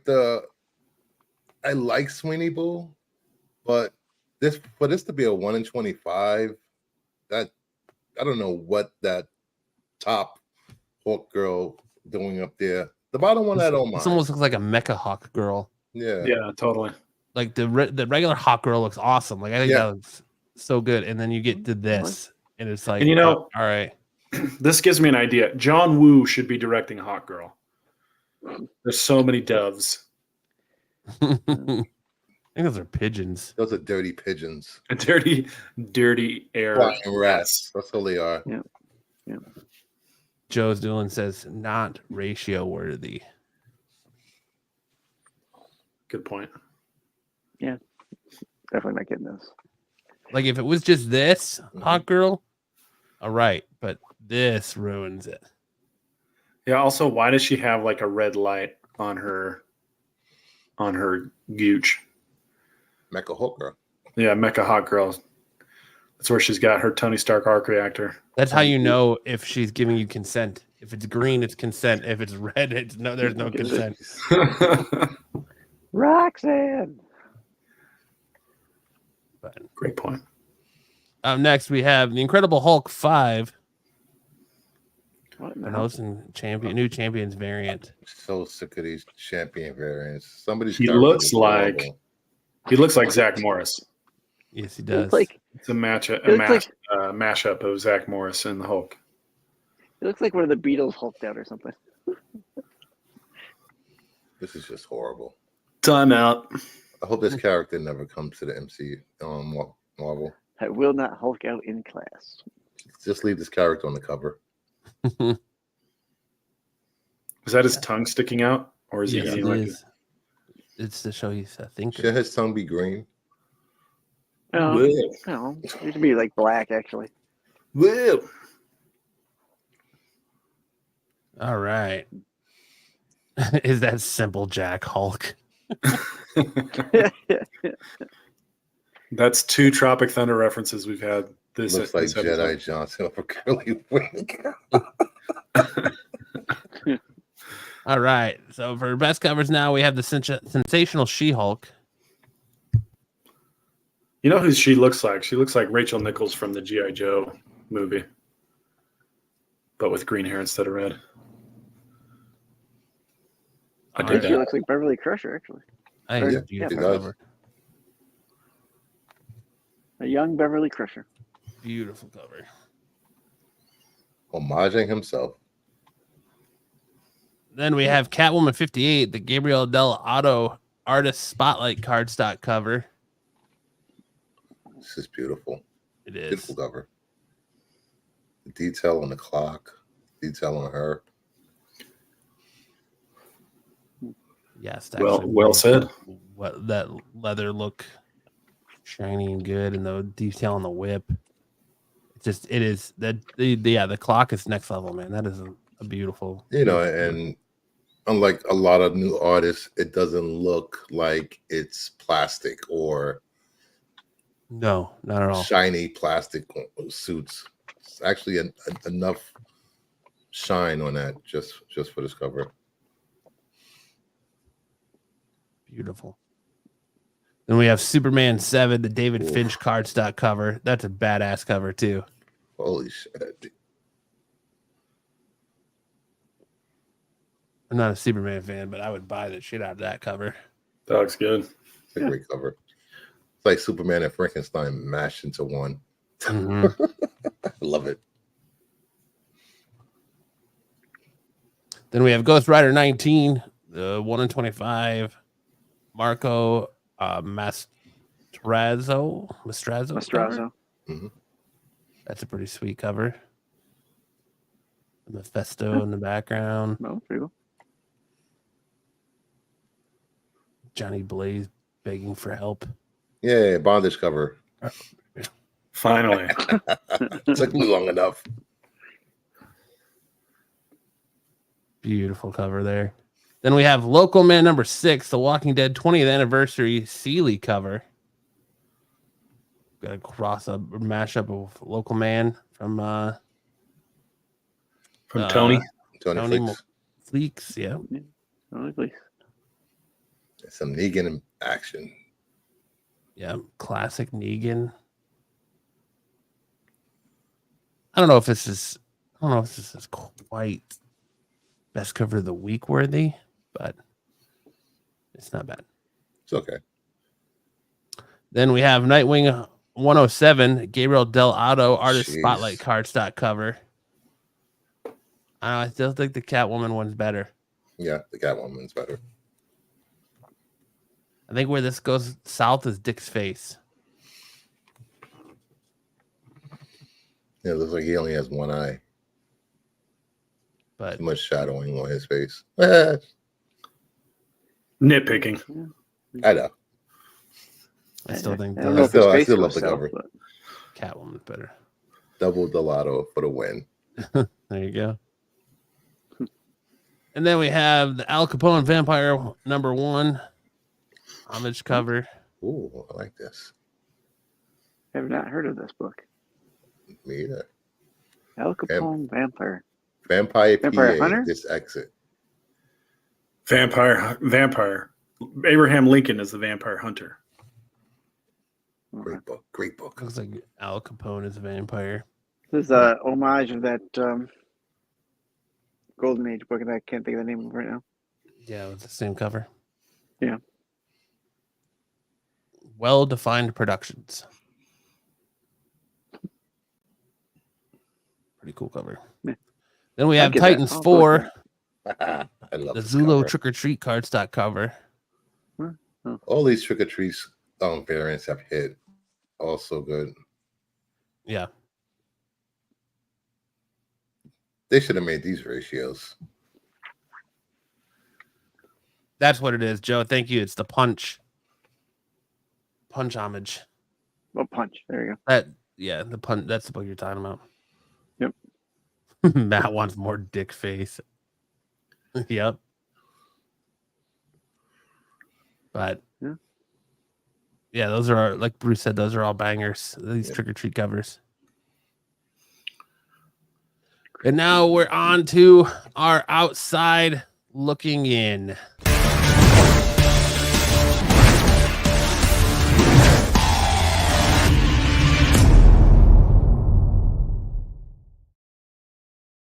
Ooh, nice intro. Thank you. Yes, this is the outside looking in. These are the books that just were a bit outside of making PCBSI top 10 list of the week. Kicking us off, we have the Birds of Prey 2 1 in 50 variant. He says more than a dozen sales since this topped the list last week, but with more copies coming to market, the price has started to trend downward as most sales this week have been closer to 100 on this 1 in 50 incentive. That is more in line with what we normally see with a hot 1 in 50 and a far cry from those high 275 last week. So volume keeps this on the radar, but the price drop takes it off the main list. I would be pissed if I was the guy that paid $275 for this. Right? Insane. I don't know why people do this. Happens every week with ratios. I mean, it is a beautiful, beautiful cover, but still, like, yeah, you know that most of the time these ratios are going to drop, and you can get it for more than ratio if you just don't let FOMO take you. And that's exactly what that is. That $275 is 100% FOMO. Or I don't know. I that sale looked a little fishy to me because the same day one sold for $175, $100 cheaper. There was other listings for cheaper than $275. Yeah. Super official CBSI at 10. I didn't say that. I just, I just work here. But yeah, I don't know. That's definitely overreaching, and that fishy or FOMO, whatever you want to call it, that's a lot of money for a 1 in 50. I mean, that does always bring up the question: if there's something else out there that's cheaper, like as a buy it now, why would you pay more? So, yeah, I can see why you would consider that fishy. Or unless it was like it was a bid. I don't know if we know if it was a bid or if it was a buy it now. So unless they got caught up bidding on it in the last second and they had a bot set and it was just bidding for them automatically. You're like $275 on that book. What the fuck did I do? Exactly. Yeah. Next up, we have Uncanny X-Men 214. People collect weird things, Pete noted. As this issue where Dazzler joins X-Men is another Dazzler book moving volume on the market, about 30 sales last week, though most prices are only in the $6 to $10 range. And I think after the Chiefs game a couple weeks ago, Chiefs Jets game where you saw Ryan Reynolds, Hugh Jackman, the director of Deadpool 3, and Taylor Swift all in the suite together, I think that pretty much confirms her involvement in that movie. I think so. I think so. Or they're just Maybe steering they're into the still troll. schmoozing her. Yeah. Yeah, it's still, hey, Or they're steering hard into that troll, but because I know that could, and Ryan Reynolds, that could be it. It very well could be. What if they troll everyone and they make it a troll movie where, like, it turns out she's just somebody like cosplaying Dazzler. that'd be so hilarious. She's not actually Dazzler herself. She's just cosplaying Dazzler. Or she's not Dazzler in the movie at all. Yeah, she's just Taylor Swift in the movie. People that paid all that money for X-Men 130 will be pissed. It's gonna end up being Dolly Parton as an older Dazzler. People reaching real hard to get Dazzler joining the X-Men as a book. Yep. Yeah, I don't get that. I don't know why. I mean, she's not like one of the greatest X-Men, but Joe's Doolittle says that the $279 was a buy it now or best offer, and best offer was accepted for the Birds of Prey ratio. Interesting.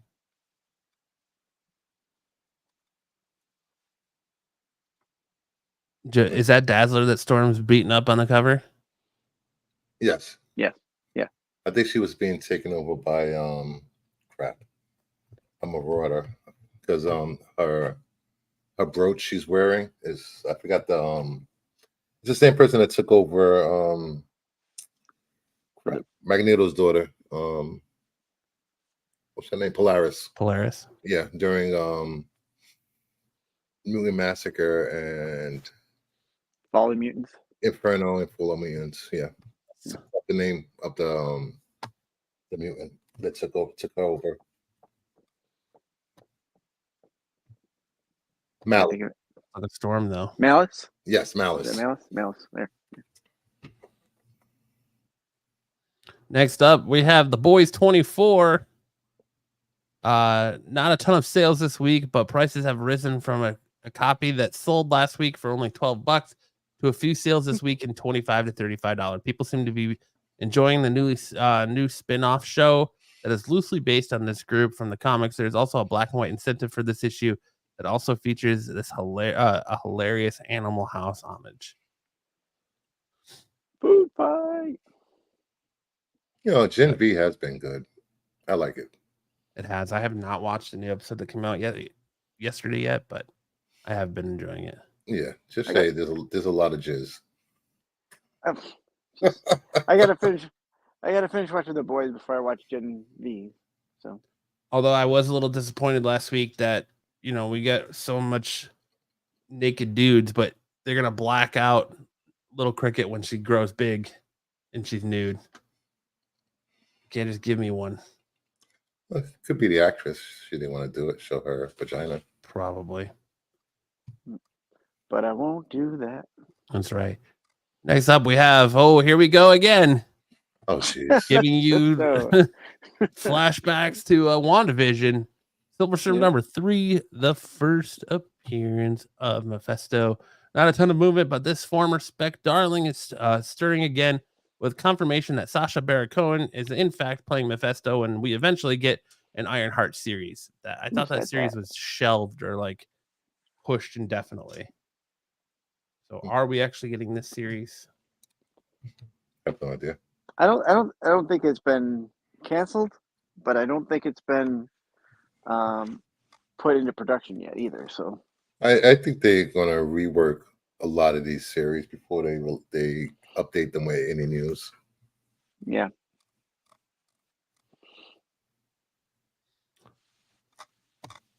I mean, you can buy low right now. Get in while the getting's good. Where's Cat's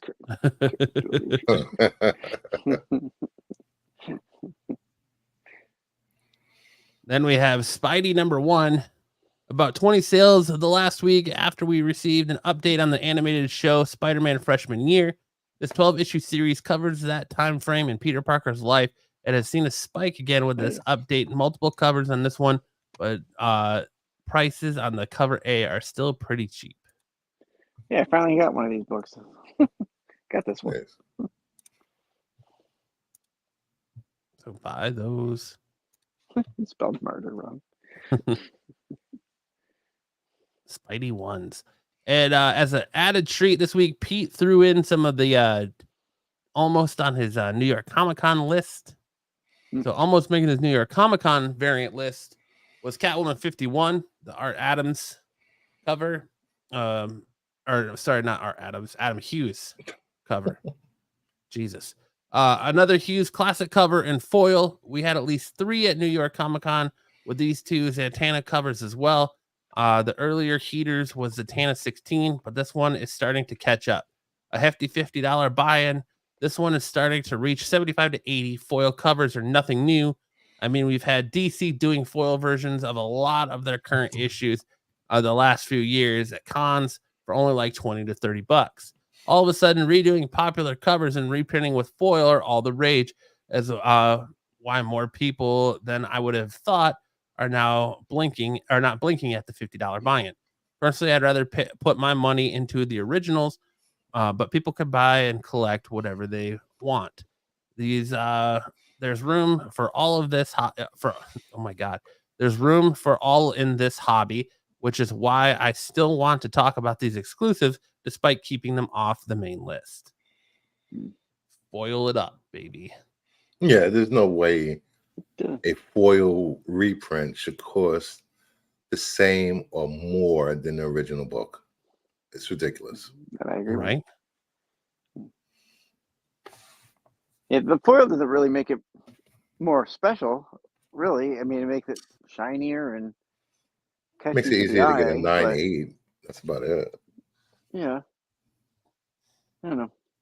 I'd rather have the original too, or that. I think there's a Harley homage one that's kind of better Yeah, I like the Holly that he homage. did. There's one That he coming did. up that's absolutely beautiful that I wish I could have grabbed before.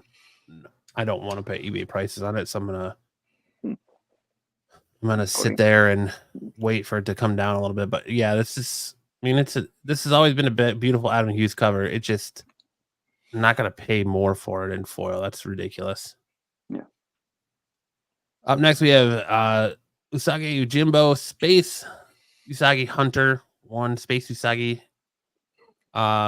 Now a lot of folks are talking up the Clone Wars homage of this book.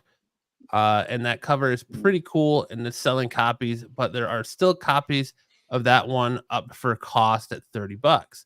Now this purple foil edition has a higher buy-in at 40, but early resales have sold for 75 to 100.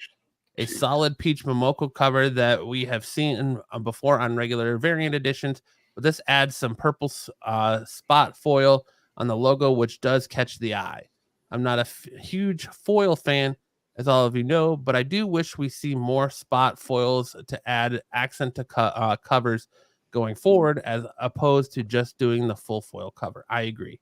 I do like the spot foil covers over a full foil cover, because I feel like sometimes, like if you look at the Batman Hush cover that came out on Batman Day, the Jim Lee one, I feel like the full foil of the cover kind of takes away from the cover and makes the art harder to see.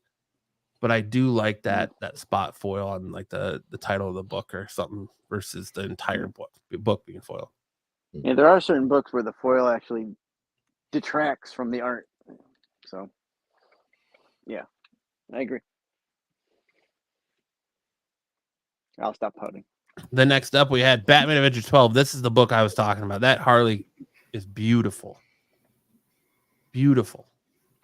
Not sure how many more reprints we need of Harley's first appearance. We need with the new cover art, but here we go again. This time we have a Will Jacks delivering a solid submission. A $40 buy-in for another foil cover is fetching about $70 on the aftermarket already. There's also a virgin version available as well, but we'll see how this one maintains as more copies come to market as the weekend rolls on. Yeah, I'm gonna wait. Like if I could get it for 40, I'd probably do it, but I'm not paying 70 for it. Wait 2 weeks. Yeah, that's what I'm gonna do. But beautiful cover. She looks like Emma Stone a little bit in that cover, in the face. A friend of mine picked up a few of those Hughes 15, 16s or whatever oils, and he said a couple of them were damaged on the corners. Oof. Yeah, he was pissed. Then we had Addiction #1. This gorgeous Art Germ exclusive had a $25 buy-in and was limited to 633 copies. This was only had one sale so far of 80, and the sales happened to be my buddy with a comic shop who was up there this weekend hustling like in old days. After he sold it, he texted me that me may have sold it too cheap. I'm not sure about that, as we haven't seen any other sales as yet, with only a couple of copies up with similar asking prices. That's still a good return on investment if you ask me, but be wary that we may see this cover release elsewhere as this title drops soon. I bet you we see it again. I bet like you this cover. Yeah. It is not paying 80 for it, but Hi Nathan says it looks like AI.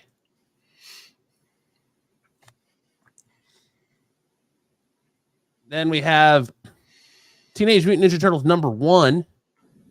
So this New York Comic Con exclusive came by way of Whatnot. I know that's kind of strange, but there are a ton of exclusives that debut on Whatnot during the con. And this one sold pretty quick.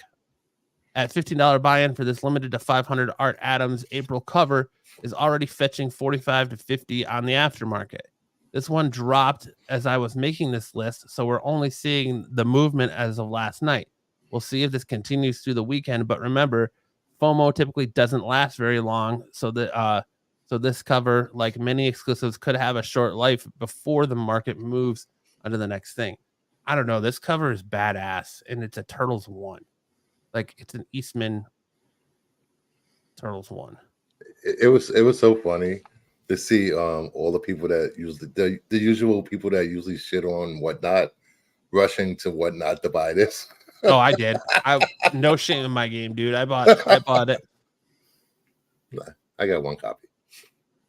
I didn't So like did the Virgin. It's just like a blank spot up there. Yeah. Without the trade dress. No. So this is a reprint of the original #1. I've seen people say it is a reprint of the original, but I don't know if it is. It's the IDW, isn't it? Yeah, it's IDW. Oh, maybe the IDW one. Yeah, it's not. I don't think it's the original. But there are, and I say that because I have seen people like displaying it for sale as a TMNT original, little Eastman Laird #1, and it's maybe they just don't know better. Yeah, go figure. But probably didn't even open the book. Beautiful cover though. Well, they didn't receive the book yet. They just put them on eBay. There's so like Turtles is back in full force, man, because there are so many Turtles variants at New York Comic Con. Like I think about 34, 35. Yeah, and there's like battle damaged ones and like so many Black Turtles the variants covers.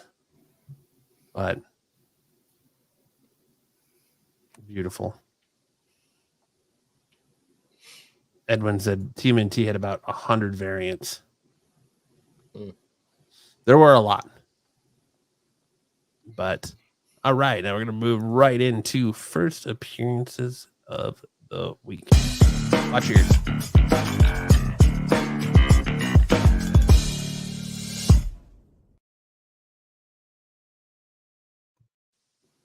Surprisingly, we had a lot of first appearances this week, starting off with that space Usagi #1. We have the first appearance of Kimi, the daughter of Usagi Ujumbo. So that's kind of yes. You want to buy up that character? No, I'm good. Then we had the book everyone's talking about, Batman and Robin 2, the first full appearance of Shush, a female villain reminiscent of Hush. That ratio for this is badass. Yes, it is, with her sitting on the cover. Yep. Just by calling her Shush, we automatically know it's reminiscent of Hush. Shush. Maybe shush. Does it not rhyme with hush? Well, it's the same thing. Hush, shush. Ferme la bouche. That just goes to show that they're running out of names for people. We say it every week, but it's true. Then we have Batman City of Madness. The art in this book is very interesting. But we got the first appearance of the Batman Below. Very much. Wow. Batman and Demon? The Batman Below. But Christian Ward. Ooh. Yeah, this is a Black Label magazine. That's your magazine size, Bruce. Yeah. The ones you love. Yeah, I know. So I've started to read it. I haven't finished it yet. But the art in it is pretty wild. Sam, if you're in danger, don't move.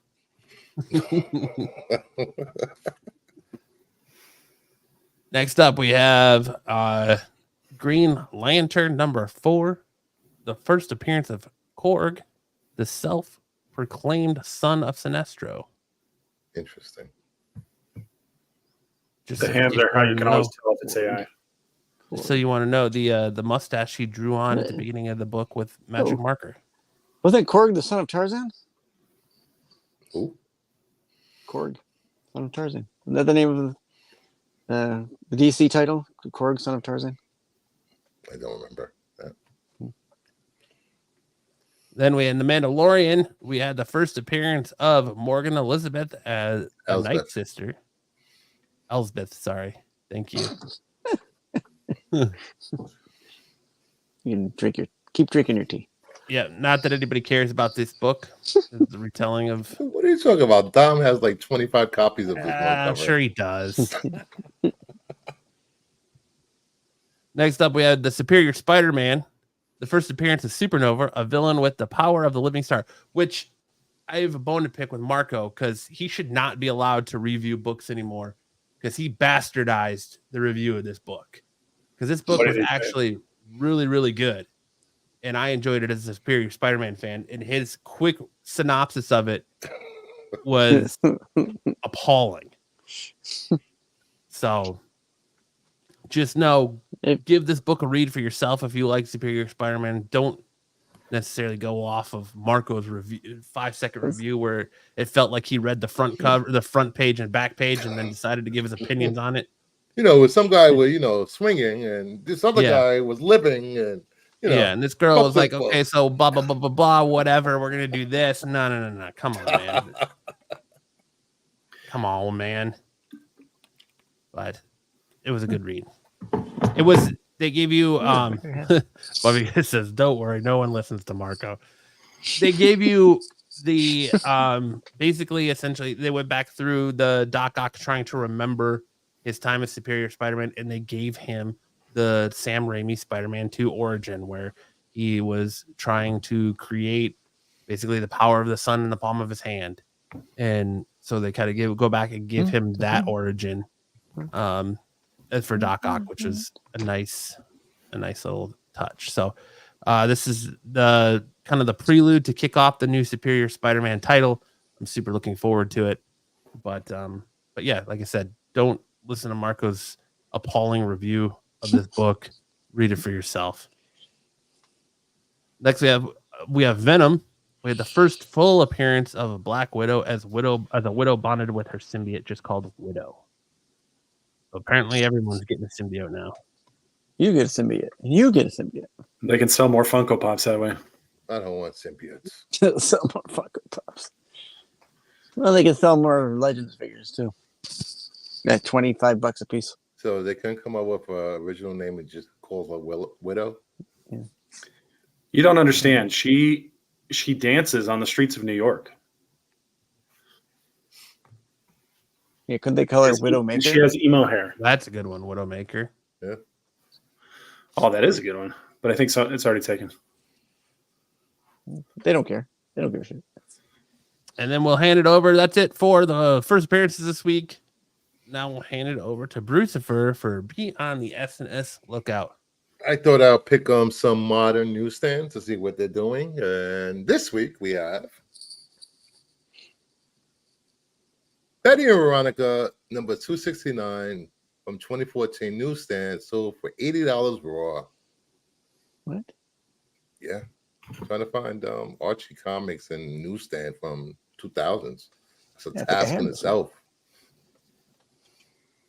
Hey, who doesn't love a little devil and angel play with from Betty and Veronica? I like this cover. Right. Yep. Next up, we have Venom number 17. First, Eddie Brock as Toxin in a newsstand sold for $70 raw. Ooh. Toxin. I forgot about Toxin.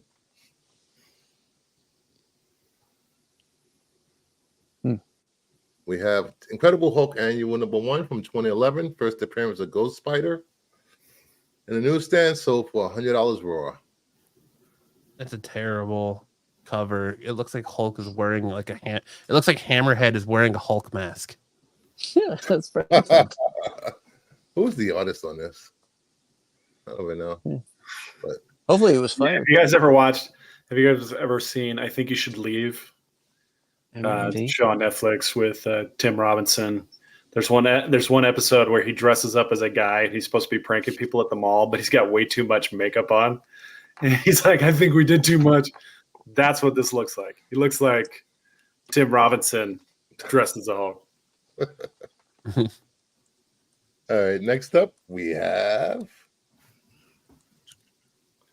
Fantastic Four newsstand, or was that Freedom Foundation or whatever hell it was called? Newsstand variant number 1 sold for Future $25 raw. Future Foundation. I do like this cover. That Hulk looks like Kyle on the NYCC con floor. Oh, Crapping out So- the FF jet. This looks like Fred Armisen doing his best Reed Richards impression. Straight to jail. Yeah, I do Reed like Richards. the white Spider-Man Future Foundation outfit, and like Sue Storm just looks bored. and the last book on the lookout, Batman number 1, new 52 newsstand variant sold for $41 raw, which is cheap compared to what it's been selling for. I have this book. I actually have it signed by Snyder, Capullo, and Glapian. I think I Nice. Actually, yeah, this book is going for. I saw a raw at my LCS the other day. Can't remember if it was newsstand or not, for like around $40. So it's not a terrible buy. Well, considering a 9.8 of this book sold not too long ago for like $8,000 or something. A 9.8 of this book. Was Really? Was it a 9? I think it sold for like 8,000. A 9.8 of this Oh, newsstand, I Jesus. believe, which is insane. Person that I would have bought something else, but you know, I why mean, would you this like? this was a great Batman run, like fantastic Batman run. But all right, and then we have Kyle's new series segment, Tales from the Spinner Rack, where he takes 2 comic books and pits them against each other, and you vote which one is better. Last week we had The Killing Joke versus Death in the Family. You all voted, and out of 82 votes, Killing Joke just narrowly beats Death in the Family, 59% to 41%. So this week we have the Infinity Gauntlet, Infinity Wars versus Civil War. Mm. I go. I go Civil War. Yeah, I do too. Honestly, I give two craps about Infinity Gauntlet. I didn't care for it at the time. There were too many tie-ins. Civil War had tons of tie-ins too, though. Yeah, but those were fun. Leave it alone. I feel like they keep calling. I feel like the only reason, maybe this is my opinion, it's probably an unpopular one. The only reason the Infinity Gauntlet stuff it's still like really relevant is because they continuously go back and retell it or rehash it. I feel like Civil War has been the book that has had the most lasting effect on the Marvel universe. But again, that's probably just my opinion and why I would go Civil War, because I kind of feel like even in the mythos of Marvel today, you can still feel the presence of the fallout from Civil War versus kind of Infinity Wars, Infinity Gauntlet stuff. Yeah. But Yeah, I mean, if you're gonna meh. say anything about like Civil War versus like the movie Civil War, this Civil War is way better than the movie. Yes, absolutely. And I'm Yeah, not even going to talk about the movie. But for me, I think Infinity Gauntlet will still hold up. Where Civil War is kind of, it kind of dissipates over the years because of the topic it goes through. It's all right, BK. Everyone has their own opinion, man. I just feel like, really, I don't know. I just feel like you could still feel the effects of Civil War over what the events of Infinity Gauntlet. I don't think so. I don't think they have any kind of bearing on the state of Marvel now. At What, all. Civil War? Yeah. You don't think so? I don't think they even mention it because they don't want it to have anything to do with today's Marvel. A lot of it's changed up so much. I mean, considering like every time they do like these big events, you get another Civil War, like they had Civil War 2, and you get another Civil War book and all this other stuff. But I mean, that's why I think everyone has their own opinion, man. But Thank you. you're welcome. So Good vote for opinions. what you like. Yeah, absolutely. Yeah. Oh, absolutely. Hey, if you Don't- like Infinity Gauntlet and you like Civil War, Don't Yeah. vote for what you like. Yeah. Vote for what I like. What do you like, Sam? I like them both. Nachos. nachos. You like the animal crackers and milk. Oh, animal crackers. Oh, you ain't kidding, man. But there you go. Head on over to the Renovision YouTube channel. Click on that community page tab and vote for Tales from the Spinner Rack. Then we move into Ladies of the 90s, a tribute to the hotness we grew up with. And we have last week, we had Shannon Elizabeth versus Halle Berry. And Shannon Elizabeth squeaks out a win, 41 votes, 56% to 44% over Halle Berry. Wow. And so this week we're doing Shannon Who's Elizabeth versus Jennifer Aniston. Oh, different. I think this is where Shannon Elizabeth goes down. Yeah. Hi, Nathan. The I hope so. Eliza Dushku photo they used was not very flattering. It didn't even look like her, honestly. I feel like he does that to sway the vote in the way he wants it to go. Because if you look at the Topanga photo he used, that wasn't a very flattering photo of Topanga either. So Kyle would never do such things. How dare Kyle's you, just trying sir? to sway the popular opinion. Kyle's not here to tell How us dare you. what he does or doesn't do. How dare you try to besmirch his fine character? BK says Shannon will three-peat. Young Aniston, oh my god. She's still a fox. Yeah.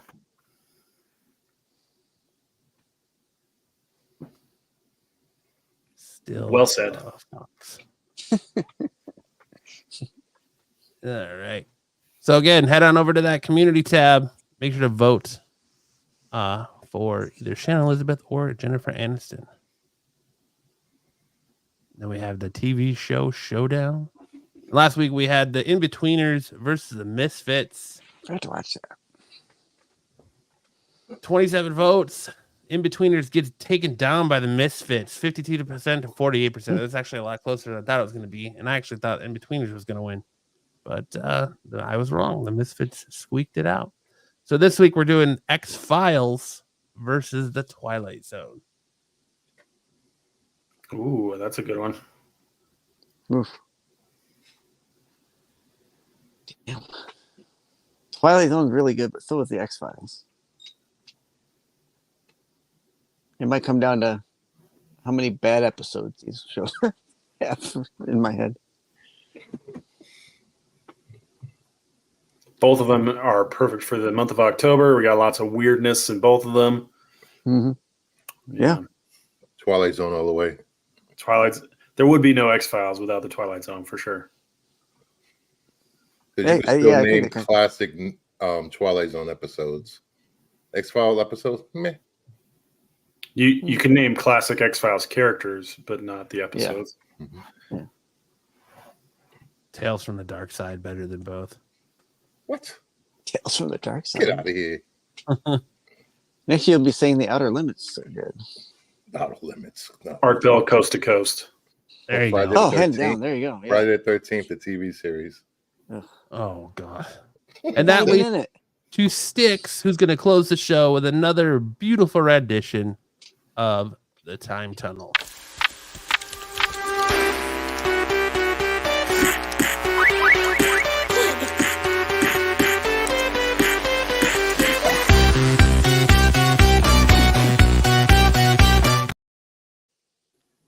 So we I love that continue. tune. Oh, glad you do. We continue our time tunnel as we go through the month of October, looking at some spooky or Halloween styled covers. This week I've got a couple covers in the beginning that they're not technically comics, they're pulp books, but I thought they deserved some notice and getting it out there so you can see these ones. So first off, for 1943, we've got the Thrilling Detective pulp. This is volume 49, number 1. Great, like skull death cover with marionettes, and I really like this cover. The eyes are a little bulgy, but the art is really great.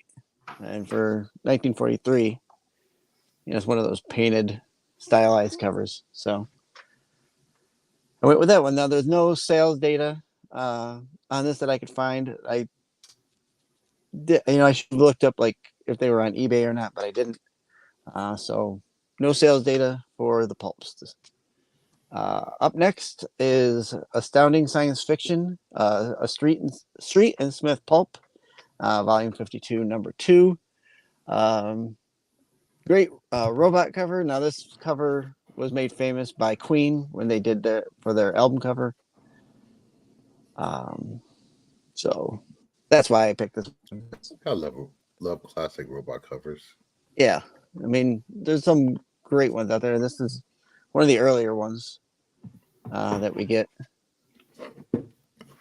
Up next for 1963, a Charlie Jones Laugh Book from Jayhawk Press, volume 19, number 3.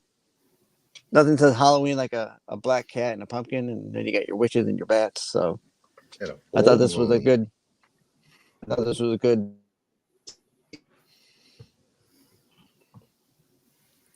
This is like porn for Joe's doing. Yeah, maybe I'll start putting like artists on here, and we can know who the artist is, especially on these old books like that, because it's a lot of times they're not as notable as some other artists of the era. So up next for 1973, we have Vampire Tales number 2. Ooh. Morbius. This is a magazine-sized Marvel. This one contains the new Satana in it. This one I do have some sales data for. There are 302 total graded copies. 10.98s. If you want to go to the next slide there, Matt. 17.96s, 19.94s, and the lowest grade is an 8.5, where there's 26 of these. There are a couple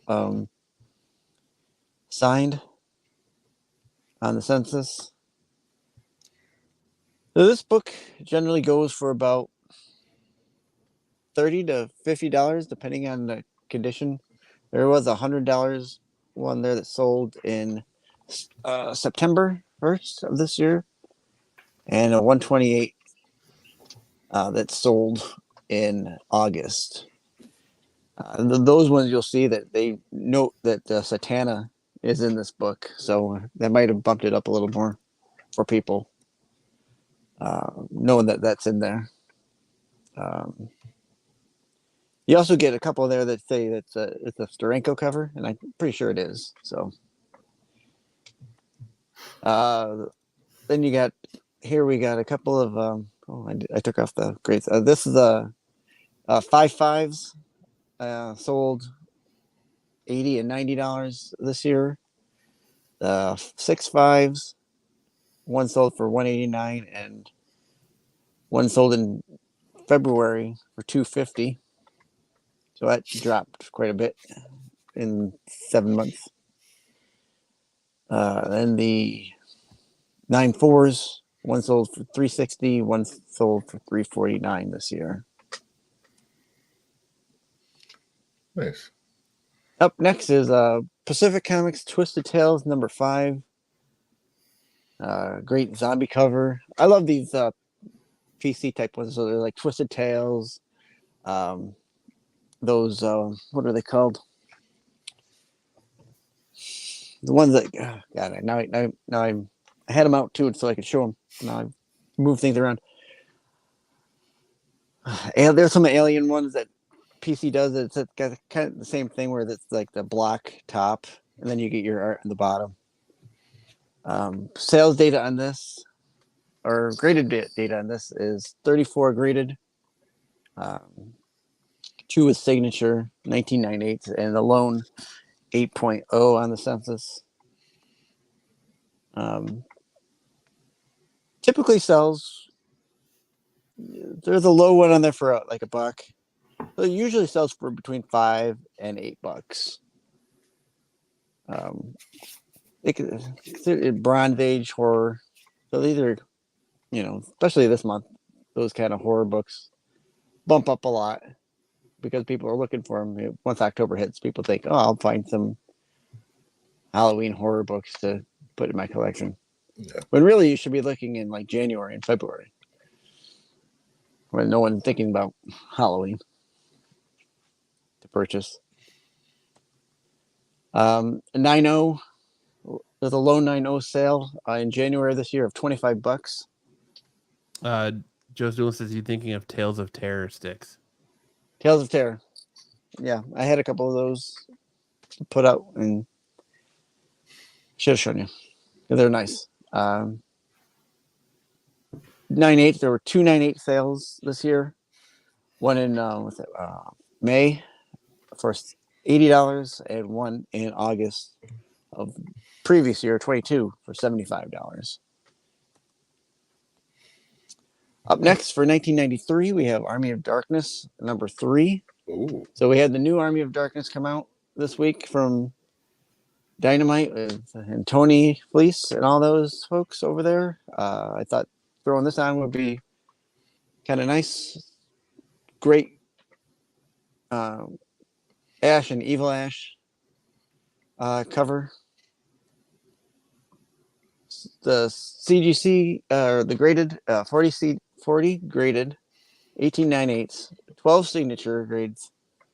Lowest on the census is an 8.5 with 1 copy of that. And there was only one low 9.8 sale at $90 for this book.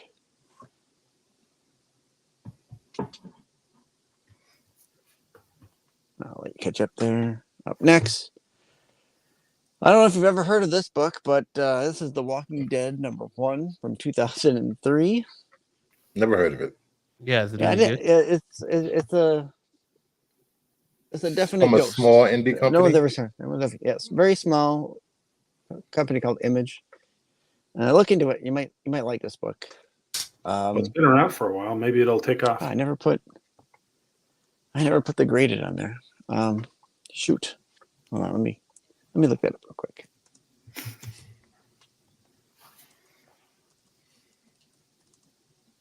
The Walking. Yeah, There's so many reprints of number 1 of this book too. So many. Do you have a copy of this yet, Bruce? No, I really didn't care. You I didn't haven't care won for one Walking in a Raz yet? Not yet. He probably will sooner or later. Yeah, I'm sure it's coming. So there are 3600. No, there's limits on the Raz. I can't share my screen because I'm using my laptop, but there are 3,608 graded copies. There are 23 9/8, 3 signature, and then the That's lowest all? grade on the sentence is a 0.5 with 1 on 0.5. Well, there's a 1.5, there's 1 2.5, there's 1 3.0. I guess if it's anyone will grade this book no matter what condition it's in. The If funny you get part it- with this book is like it's usually graded signed by Robert Kirkman. And I would think that you're going to start seeing with this book that the unsigned are going to start selling for way more than the signed copies. Just because there's so many of them out there. Yeah, there are 473 signature books. Jeez. Out of the 23 9/9s that are on the census, there are 3 of them that are signature. That's crazy. 23 9/9s. Let's get. And that's I don't know if that's just CGC. Like that's not Yeah, including like CBCS or that's not the other companies. So the highest signature one is obviously the 9/8. They have 164 signature. So kind of crazy. Oops, wrong tab. There we go. It's crazy that the 9.6 is like half the price of a 9.8. Would you buy a 9.6 and then hope to press it up or regrade it to a 9.8? I'd buy 9.6 and then use it as trade bait to get up to a 9.8. My answer is always buy a raw that you think is going to be a 9/8. Submit it, hope for the 9/8, and then try and press it and reslab it if it doesn't come back at 9/8. Because it's going to cost you less that way than buying. Well, you'll see how much they go here. Ungraded 30 sales this month or in the last couple of years.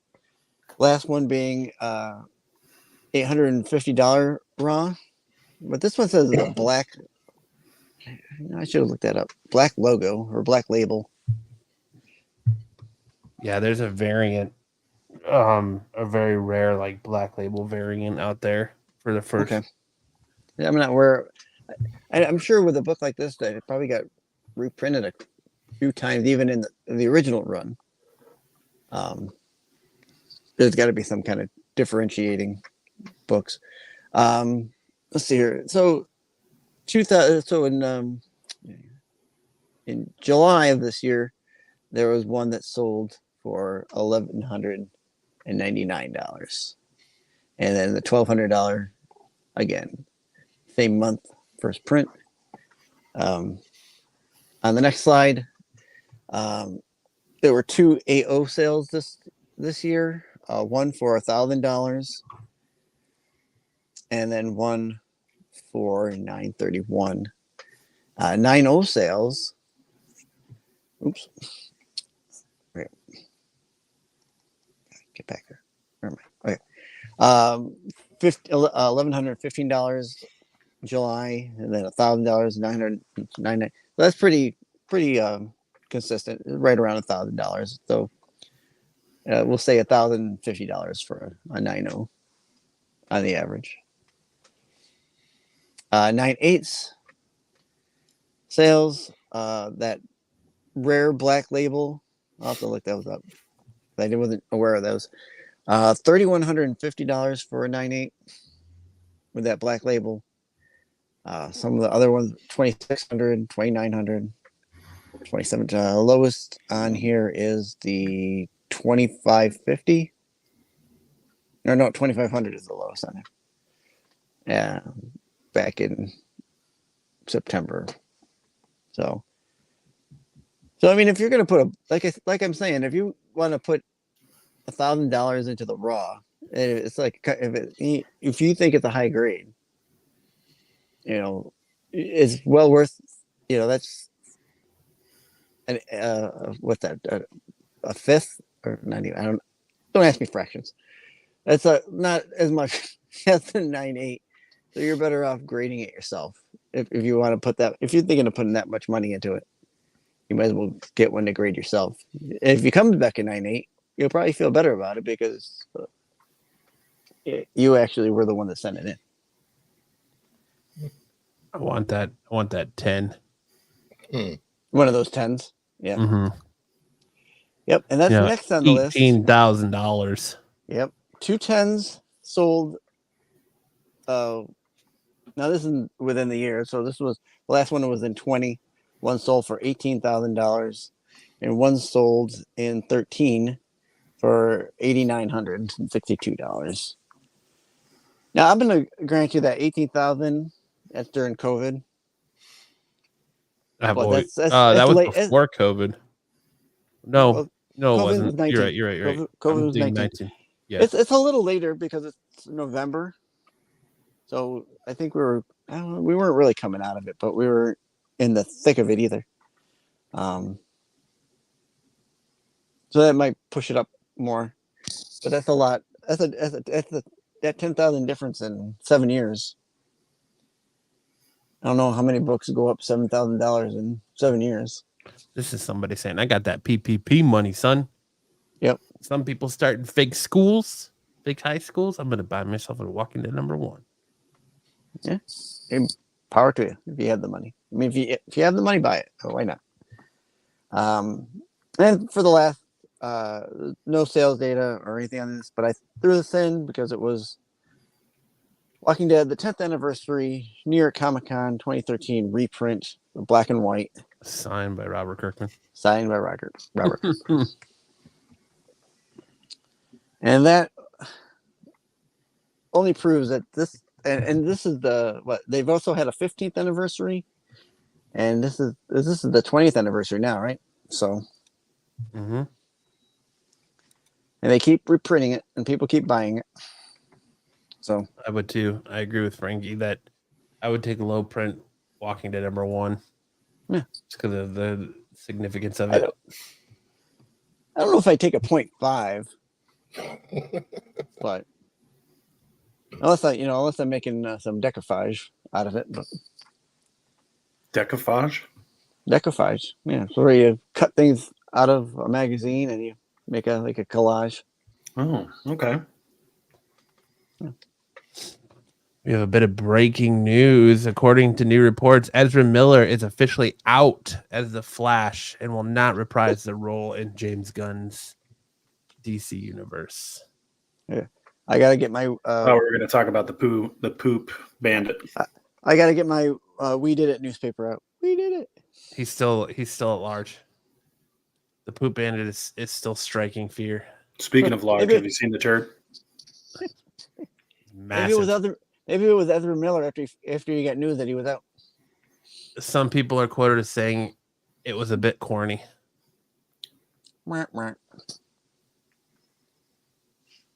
Got him.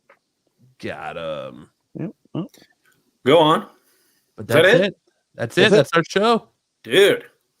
Sticks. Powerful. Sticks closing it strong. Cool. Good job, did want Sticks. to give a shout out to Kyle, who finally woke up. Hey, good night, sweet prince. Yeah. He woke Nobody up put out of a his little poo-slipping pee under his coma. mattress.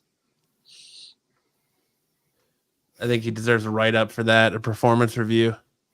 Yeah, BK's riding my butt while I'm checking my scores, and he's saying, "Oh, you're falling asleep. I'm checking my football scores, bro. Give me a break." Yeah. Sticks has got this whole thing on lock. I can check my scores for a little bit. All right, not sleeping. Yeah, But and make sure Kyle gets a no call, no show.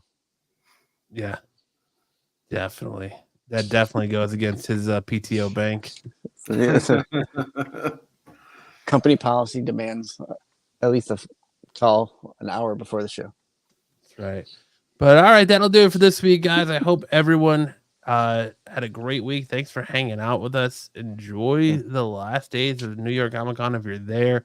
Watch out for poo on the floors. Yeah. And we'll see you guys right back here next week with a brand new episode of Saturday Night Special.